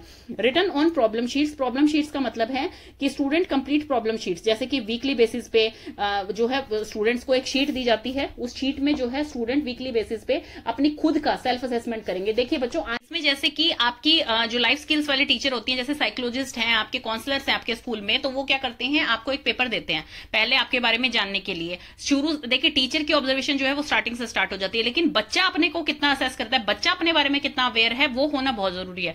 तो टीचर उसमें कुछ ऐसे क्वेश्चन पूछती है बच्चे के बारे में, आपकी लाइक्स क्या है, आपकी डिसलाइक्स क्या है, आपकी हॉबीज क्या है, आप किस चीज को बहुत ज्यादा पसंद करते हैं, आपकी क्या वीकनेस है, आपकी स्ट्रेंथ क्या है, आप क्या चीज देख के बहुत मोटिवेट होते हैं, आप क्या चीज देख के जो है आपको अच्छा फील होता है, क्या चीज से आपको डर लगता है, तो वो सारी चीजें उसमें एक फॉर्म में भरवाई जाती हैं। तो वो क्या होता है, वो खुद का सेल्फ असेसमेंट है कि हम अपने बारे में कितने अवेयर हैं, कितना जान पा रहे हैं। तो उस चीज से क्या होगा, टीचर उसमें से जो टीचर को लगेगा कि ये प्रॉब्लमेटिक चीज है, अगर बच्चा इस चीज से डर रहा है या बच्चा इस चीज में खुश होता है, बच्चे का एटीट्यूड ऐसा होता जा रहा है, तो फिर टीचर उसे जो है इंप्रूवमेंट का मौका देगी, उसको जिस तरीके बताएगी जिससे वो अपनी सेल्फ असेसमेंट के थ्रू अपने आप को बेटर कर सकता है, अपने आप को एनकरेज कर सकता है कि मैं अपनी वीकनेस और स्ट्रेंथ को जो है आइडेंटिफाई करके उनकी लर्निंग में बेहतर बनाऊं उनको, और उन पे जो है और काम कर सकता हूं मैं।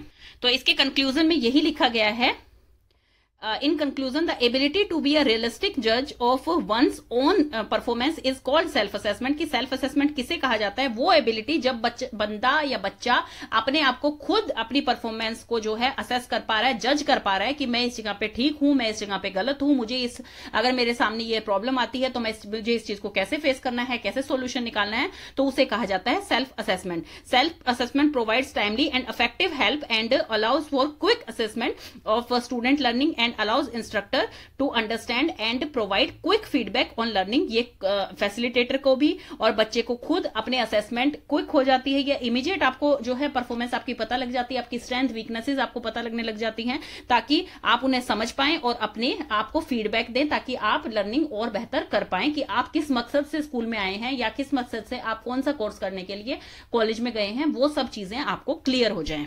अब अगला आपका आ गया है फीडबैक। फीडबैक का क्या मतलब होता है, जब कोई आपको आपके बारे में बताए कि आप में ये कमियां हैं या आपको ऐसे इंप्रूव करनी है, उसे कहा जाता है फीडबैक देना। कि भाई फीडबैक क्या होता है, ऐसी इंफॉर्मेशन जो कि एक इंडिविजुअल को दी जाती है या किसी ग्रुप को दी जाती है उनके खुद के बिहेवियर के ऊपर। जैसे टीचर ने कुछ दिनों तक कुछ चीज नोटिस करी कि बच्चे का बिहेवियर देखा क्लास में, या फिर उसकी नॉलेज चेक करी, या फिर उसके टेस्ट लिए, कुछ भी चीज है टीचर ने वो देखी, जैसे फॉर्मेटिव असेसमेंट में होता है, तुरंत टीचर ने उसे बताया, या फिर हैंडराइटिंग राइटिंग देखी बच्चे की, या वो होमवर्क नहीं पूरा करके आ रहा है लगातार, तो टीचर उसे जो है तुरंत जो है पॉइंट आउट करके उसको फीडबैक देगी कि आपको इस ऐसे से करना चाहिए, आप इस तरह से इसको बेहतर कर सकते हैं, इतनी स्पीड आप रखेंगे तो आपका होमवर्क कंप्लीट हो जाएगा। मतलब टीचर उसे सॉल्यूशन प्रोवाइड करे, उसको फीडबैक दे कि आपको इस चीज में इंप्रूवमेंट की जरूरत है, इस चीज में आप बहुत अच्छा कर रहे हैं, तो वो चीज होती है आपकी फीडबैक।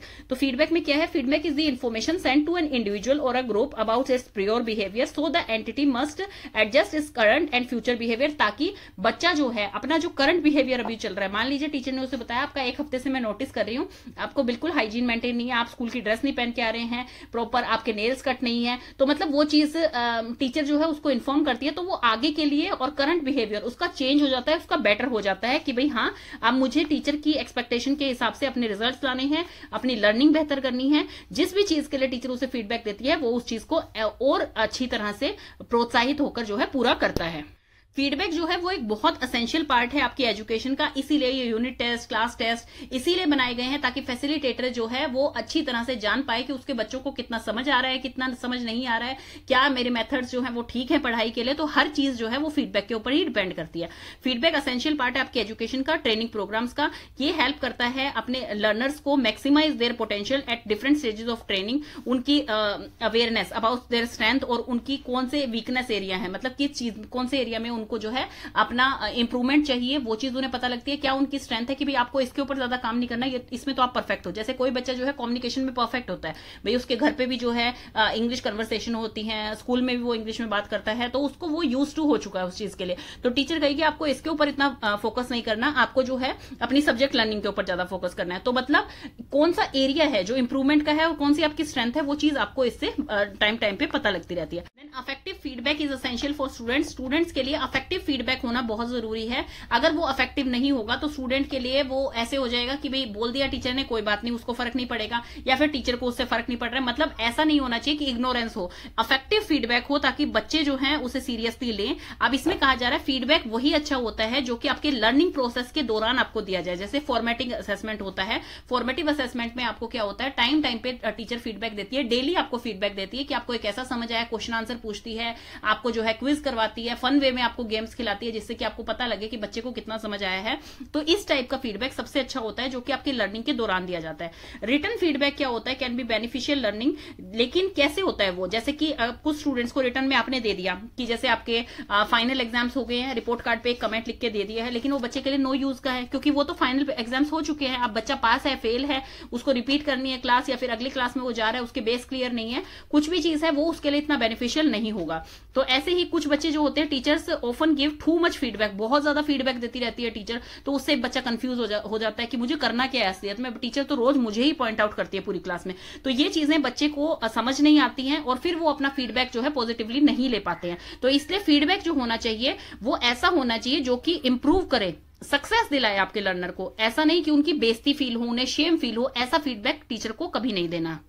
फीडबैक जो है बहुत ही नेसेसरी है फॉर इंप्रूवमेंट एंड सक्सेस के लिए। टीचर को जो है इस तरह का फीडबैक देना चाहिए बच्चों को ताकि वो क्लोजिंग द गैप स्टूडेंट्स के लिए हो। मतलब जो टीचर और स्टूडेंट के बीच में गैप आ रखा है कि भाई स्टूडेंट जो है टीचर से डर के मारे या शर्म के मारे क्वेश्चंस नहीं पूछ पा रहा है, अगर उसे समझ नहीं आया है और वो आगे चले गए हैं, वो 3rd चैप्टर पे चले गए हैं, लेकिन बच्चे को अभी तक 1st चैप्टर भी क्लियर नहीं है, तो वो गैप बीच में से रिमूव करता है आपका फीडबैक, टीचर जब उन्हें पॉजिटिव फीडबैक देती है तब।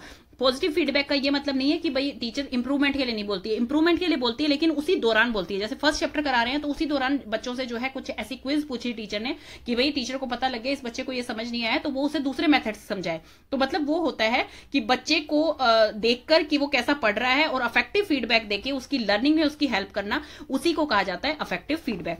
फीडबैक जो होते हैं मोस्ट इफेक्टिव कब होते हैं, जब वो स्टूडेंट से ही शुरू हो, मतलब स्टूडेंट खुद अपना आकलन करे या पीयर असेसमेंट हो, ग्रुप में उनका एक ऐसे बना दिया कि डिस्कशन हो रहा है, ग्रुप डिस्कशन हो रहा है, टीचर का उसमें कोई रोल नहीं है, टीचर ने एक टॉपिक दे दिया, ग्रुप डिस्कशन हो रहा है, टीचर देख रही है किसको कितना आता है उस बच्चे को, तो उनका जो है रेटिंग स्केल पे रेट लगा रही है टीचर कि भाई हाँ इस बच्चे के इसमें 5 स्टार रेटिंग दूंगी मैं, इसकी इतनी दूंगी, इसकी इतनी दूंगी कि भाई इस बच्चे को इतना अच्छा आता है। तो वो उस बेसिस पे जो है उस डिबेट का प्राइज विनर निकाल देती हैं। तो मतलब क्या है, बच्चे से ही शुरू करते हैं ये चीज। टीचर केयरफुली, जब फीडबैक जो है बहुत जरूरी है बच्चे की लर्निंग प्रोसेस के लिए, तो टीचर को अच्छी तरह से उन्हें जो है देखना चाहिए कि भाई हाँ ये कितना कर पा रहे हैं, किस चीज में इनकी वीकनेस आ रही है, क्या चीज इनकी स्ट्रेंथ है। Teacher use the kind of feedback prompt the best meets the need of the student.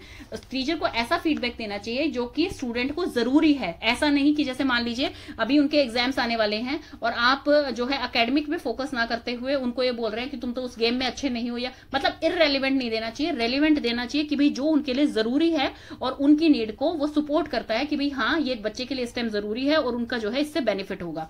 Teacher provide strategies, मतलब बच्चे को ये भी नहीं कि सिर्फ फीडबैक दे दिया तुम इस चीज में अच्छे नहीं हो, तुम इस चीज में अच्छे हो, तुम इस पे वर्क करो, सिर्फ इतना नहीं। टीचर को उनको रिसोर्सेज देने चाहिए, टीचर को उनको हेल्प करनी चाहिए, ऐसी स्ट्रेटेजीज बतानी चाहिए तुम इस चीज को कैसे ठीक कर सकते हो, कैसे बेहतर कर सकते हो।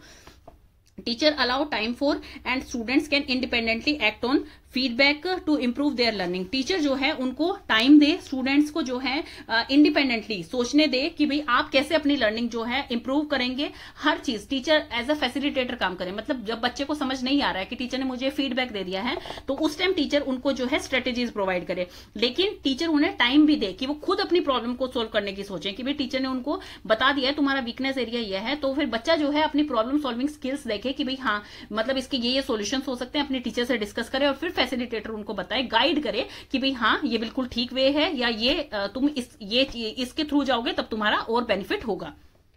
Feedback takes place as a conversation. Feedback जो है कन्वर्सेशन की तरह होनी चाहिए। ऐसा नहीं कि भाई आप जो है उसमें किसी को, एक बच्चे को पॉइंट आउट कर रहे हैं, वो शेम फील कर रहा है, या दूसरा बच्चा जो है बहुत ही ज्यादा ओवर कॉन्फिडेंट हो गया, तो ऐसे नहीं करना चाहिए। Teacher check the adequacy of the feedback with the student. Teacher को हर चीज, मतलब कि कितनी जल्दी जल्दी आप उसे फीडबैक दे रहे हैं, किस तरह का फीडबैक दे रहे हैं, बच्चे को कैसा लगेगा, ये सब कुछ टीचर को पता होना चाहिए और टीचर उसी हिसाब से जो है बच्चे को फीडबैक दे, उसको इंप्रूवमेंट का मौका दे, तो इसे कहा जाता है इफेक्टिव। इम्पोर्टेंस ऑफ फीडबैक क्या है? इंपोर्टेंस ऑफ फीडबैक का मतलब है अफेक्टिव फीडबैक क्या है? बहुत पॉजिटिव एंड नेगेटिव, दोनों पॉजिटिव और नेगेटिव हो सकते हैं। पॉजिटिव और नेगेटिव का ये मतलब नहीं है कि आप लैंग्वेज खराब यूज कर रहे हैं या बच्चे को किसी को पॉइंट आउट करके उसकी बेइज्जती कर रहे हैं, ऐसा नहीं है। नेगेटिव मतलब है कि आज आप उसको उसकी वीकनेस बता रहे हैं तो कल की बेटरमेंट के लिए बता रहे हैं ताकि आगे जाके वो चीज सुधर सके। जो फीडबैक होते हैं बहुत ही वैल्यूएबल इंफॉर्मेशन होती है, that will be used to make important decision बनाने के लिए, ताकि बच्चे को जो है इसका बेनिफिट हो सके। इवन बच्चे को ही नहीं, टीचर को भी फीडबैक दिए जाते हैं कि आपको इस चीज में इंप्रूवमेंट की जरूरत है, इस चीज में आप बहुत अच्छा कर रही हैं। तो मतलब फैसिलिटेटर को और लर्नर को दोनों के लिए ही फीडबैक बहुत जरूरी होते हैं। फीडबैक इज ऑलवेज देयर का मतलब है कि जैसे मतलब मान लीजिए फीडबैक हमेशा वहां प्रेजेंट होता है। इसका क्या मतलब है? जैसे घर पे मान लीजिए मम्मी कोई खाना बनाती है, कोई नई सब्जी ट्राई करती है किसी दिन, तो वो कोई नई डिश उन्होंने ट्राई की और उनको एक्सपेक्टेशन रहेंगी कि मुझे इसका फीडबैक मिले, जल्दी से वो बताएं कि ये अच्छी बनी है, बुरी बनी है, कैसी है, मुझे आगे दोबारा रिपीट करनी है, नहीं करनी है। तो वो फीडबैक आपको हर जगह मिलता रहता है, आपकी ऑर्गेनाइजेशन में मिलता रहेगा, आपके जूनियर से, आपके सीनियर से, आपके बच्चों से, आपके पेरेंट्स आपको फीडबैक देते रहेंगे। तो हर टाइम हमें फीडबैक मिलता ही रहता है, कॉलोनी में मिलता रहता है, किसी ने कपड़े अच्छे नहीं पहने होते उसको बोल दिया जाता है। तो मतलब फीडबैक तुरंत देती है दुनिया और फीडबैक आपको हर जगह मिलता है। फीडबैक पॉजिटिव भी होता है, नेगेटिव भी होता है फीडबैक। तो फीडबैक जो है, if you ask someone in your organisation, आप अपनी ऑर्गेनाइजेशन में पूछेंगे फीडबैक कब होता है, फीडबैक अकर्स कब फीडबैक मिलता है, तो फीडबैक आपको सर्वे के तौर पे मिल सकता है, परफॉर्मेंस ट्रेनिंग इवैल्यूएशन के तौर पे मिल सकता है। ये ऐसा इंपॉसिबल है कि किसी को फीडबैक नहीं मिले। Feedback is affective listening. Feedback का मतलब क्या है? फीडबैक एक अफेक्टिव लिसनिंग है कि मतलब आप उस चीज को अच्छी तरह से सुनेंगे तभी आप जो है किसी चीज को इंप्रूव कर पाएंगे। तो उनको जो है, चाहे वो आपने सर्वे के तौर पे लिया है, चाहे किसी को वर्बल फीडबैक मिल रहा है, रिटर्न फीडबैक मिल रहा है, कैसे ही फीडबैक मिल रहा है, फीडबैक दूसरे बंदे को जिसको दिया जा रहा है उसको अच्छी तरह से समझ आना चाहिए। ऐसा नहीं हो कि वो उसके ऊपर से चला गया, उसको समझ ही नहीं आया कि भाई इसने बताया क्या, इसने मेरी स्ट्रेंथ बताई है, वीकनेस बताई है, कमेंट मार रहा है मेरे पे, क्या कर रहा है, कॉम्प्लीमेंट दे रहा है, कुछ नहीं समझ आ रहा है। तो ऐसा नहीं होना चाहिए। उसे जो है समझ आनी चाहिए, उसको वैल्यू पता होनी चाहिए कि आपने ये चीज उसकी आकलन की है, आपकी अच्छाई के लिए की है, तो आप मतलब वैल्यू मिलनी चाहिए उस चीज को। Feedback can motivate. फीडबैक आपको जो है मोटिवेट कर सकता है। Feedback can use to motivate to build working relationship के लिए बेटर फ्यूचर, मतलब कि परफॉर्मेंस आपकी बेटर हो फ्यूचर में। आपका जो है, जैसे मान लीजिए किसी की तबीयत खराब है घर में, या फिर आपका खुद का जो है कोई हेल्थ इश्यू हो गए हैं, आपका मन नहीं लग रहा है, तो मतलब आपको तुरंत फीडबैक दिए जाए कि भाई आप ऐसे नहीं करेंगे तो ऐसे हो जाएगा और पीछे रह जाएंगे। तो इस चीज से जो है आप मोटिवेट होते हैं कि भाई नहीं, मुझे करना है, मुझे इससे ओवरकम होना है, मुझे अपनी हेल्थ पे भी ध्यान देना है, मुझे अपनी स्टडीज पे भी ध्यान देना है और मुझे इस चीज चीज को जो है अचीव भी करना है। तो मतलब आप मोटिवेट रहेंगे उस चीज में। फीडबैक कैन इंप्रूव परफॉर्मेंस, ये बिल्कुल उसी की तरह है कि मोटिवेट रहेंगे तो आपकी परफॉर्मेंस भी जो है, आप बेटर डिसीजन ले पाएंगे, अपना परफॉर्मेंस लेवल बढ़ा पाएंगे स्कूल में। जैसे मान लीजिए आप ओरल कम्युनिकेशन में थोड़े वीक हैं, आप नहीं दे सकते हैं प्रेजेंटेशन, लेकिन टीचर आपको तरीके बताती है, टीचर आपको एक्स्ट्रा क्लासेस देती है, टीचर आपको प्रैक्टिस करवाती है, टीचर आपको फीडबैक्स दे रही है, आपके पेरेंट्स को दे रही है, वो घर पे प्रैक्टिस करवाते हैं, तो बच्चा क्या है धीरे धीरे सेल्फ मोटिवेट होना स्टार्ट हो जाता है, वो खुद बोल के देखने लग जाता है मिरर के सामने या कुछ भी। तो उससे क्या है उसकी परफॉर्मेंस और इंप्रूव होती जाती है, और एक दिन ऐसा आता है जब वो खुद ओरल प्रेजेंटेशन देता है, इवन स्टेज हैंडल करता है। तो ये चीज सब जो होती है ये फीडबैक के बेसिस पे होते हैं। Feedback is a tool for continued learning, जैसे कि फॉर्मेटिव असेसमेंट आपका होता है, तो फीडबैक इसी तरह से कि आपकी कंटिन्यूअस लर्निंग के दौरान हर टाइम जो है फीडबैक आपके साथ रहता है, ताकि जो है आप में इंप्रूवमेंट आती रहे, क्योंकि learning is a key to improve, कि भाई आपको कंटिन्यूड लर्निंग क्या होती है, आपकी सक्सेस जो होती है वो डिपेंड करती है कि आप अपने आप को कितना बेहतर बनाते जा रहे हैं दिन प्रतिदिन। देन है types of feedback. Type of feedback में क्या क्या आता है, सबसे पहले एप्रिशिएशन। एप्रिशिएशन जो है is a key to opening the feedback door, मतलब जब बच्चे को अप्रिशिएट किया जाता है वो बड़ी ध्यान से टीचर की बात सुनता है। अगर मान लीजिए पूरे हफ्ते में टीचर उसे 4 बार अप्रिशिएट करती है और 2 बार अगर बुरा भी बोलेगी, तो वो टीचर की बात को हंस हंस के सहन करेगा और उसे अच्छा लगेगा, एक्सेप्ट करेगा वो कि भाई हाँ मैम ये बिल्कुल ठीक बोल रही होगी। क्यों? क्योंकि अप्रिशिएट भी तो करती है टीचर। तो यही है कि thanking student for submitting their work, acknowledge, हर चीज को एक्नॉलेज करो बच्चों की। अगर वो टाइम पे अपना होमवर्क सबमिट करा रहे हैं आपको, उनकी हैंडराइटिंग बहुत अच्छी है, वो हाइजीनिक है, बहुत ज्यादा ड्रेसअप बहुत अच्छी तरह से होके आ रहे हैं नीट एंड क्लीन क्लास में, तो हर चीज को टीचर को अप्रिशिएट करना चाहिए।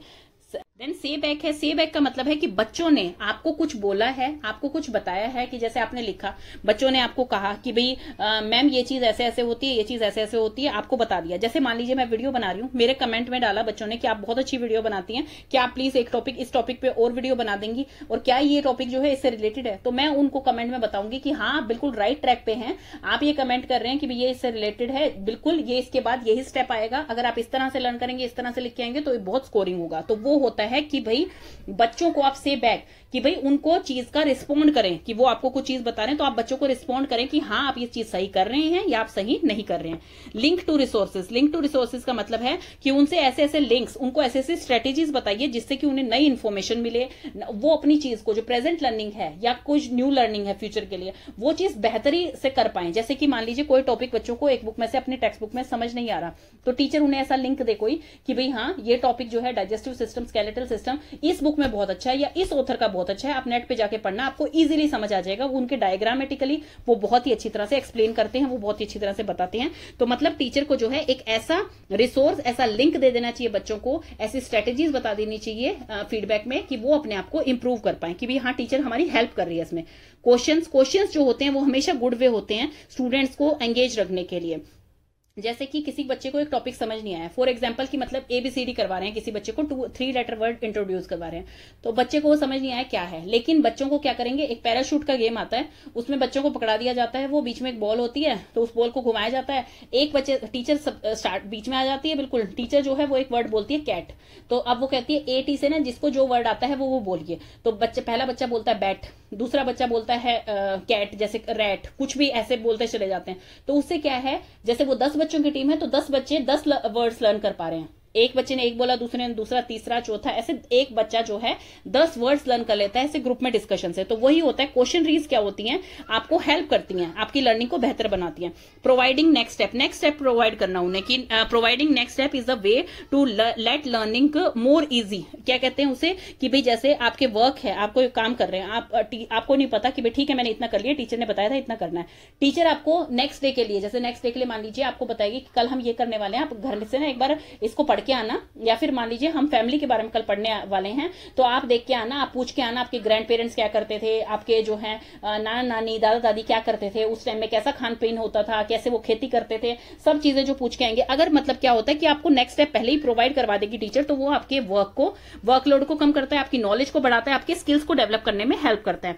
प्रोवाइडिंग गाइडेंस का मतलब है कि आपको हेल्प करना। स्कैफोल्ड स्टूडेंट, स्कैफोल्ड का मतलब होता है जैसे कि आप कोई इमारत खड़ी करते हैं तो उसमें पिलर्स लगाते हैं, पिलर्स क्या करती है, उसमें एक तरह का सहारा देती है उस बिल्डिंग को खड़ा होने के लिए। तो इसी तरह से टीचर जो है वो अपनी गाइडेंस से स्टूडेंट के फ्यूचर बनाने में उसको सहारा देती है कि भाई हाँ मैं आई एम ऑलवेज देयर, मैं तुम्हारे लिए हमेशा हूं, तुम्हें किसी भी चीज की दिक्कत हो तुम मुझसे पूछो, लेकिन उसको हर चीज का सोल्यूशन प्रोवाइड ना करे, उसको फीडबैक्स दे।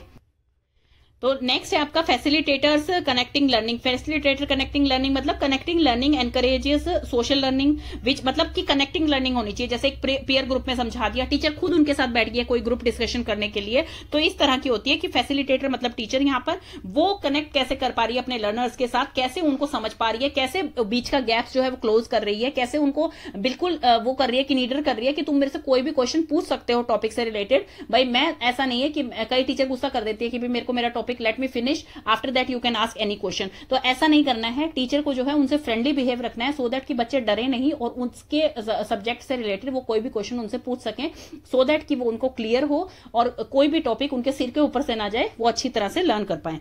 Providing encouragement. एनकरेजमेंट का मतलब कि कोई बच्चा अगर मान लीजिए नहीं कर पा रहा है अच्छा, या किसी कारण वो ज्यादा छुट्टियों पे चला गया है, या फिर उसका बेस छूट गया है, उसको पिछली क्लास का इतनी अच्छी तरह से नहीं आता, तो टीचर को बोलना चाहिए you can do it, you can do it. अगर आप 10 बार बोलेंगे तो अगली बार 5 बार बच्चा खुद आपको करके दिखाएगा। ये एनकरेजमेंट ऐसी चीज है कि टीचर उसको हमेशा एनकरेज करती रहेगी कि बिल्कुल आप कर सकते हैं, तो वो जो है बच्चा उसमें 100% इन्वेस्ट करता है और फिर वो उसकी लर्निंग में सपोर्ट करती है वो चीज। तो ये यहाँ पे आपका फीडबैक भी फिनिश हो गया है।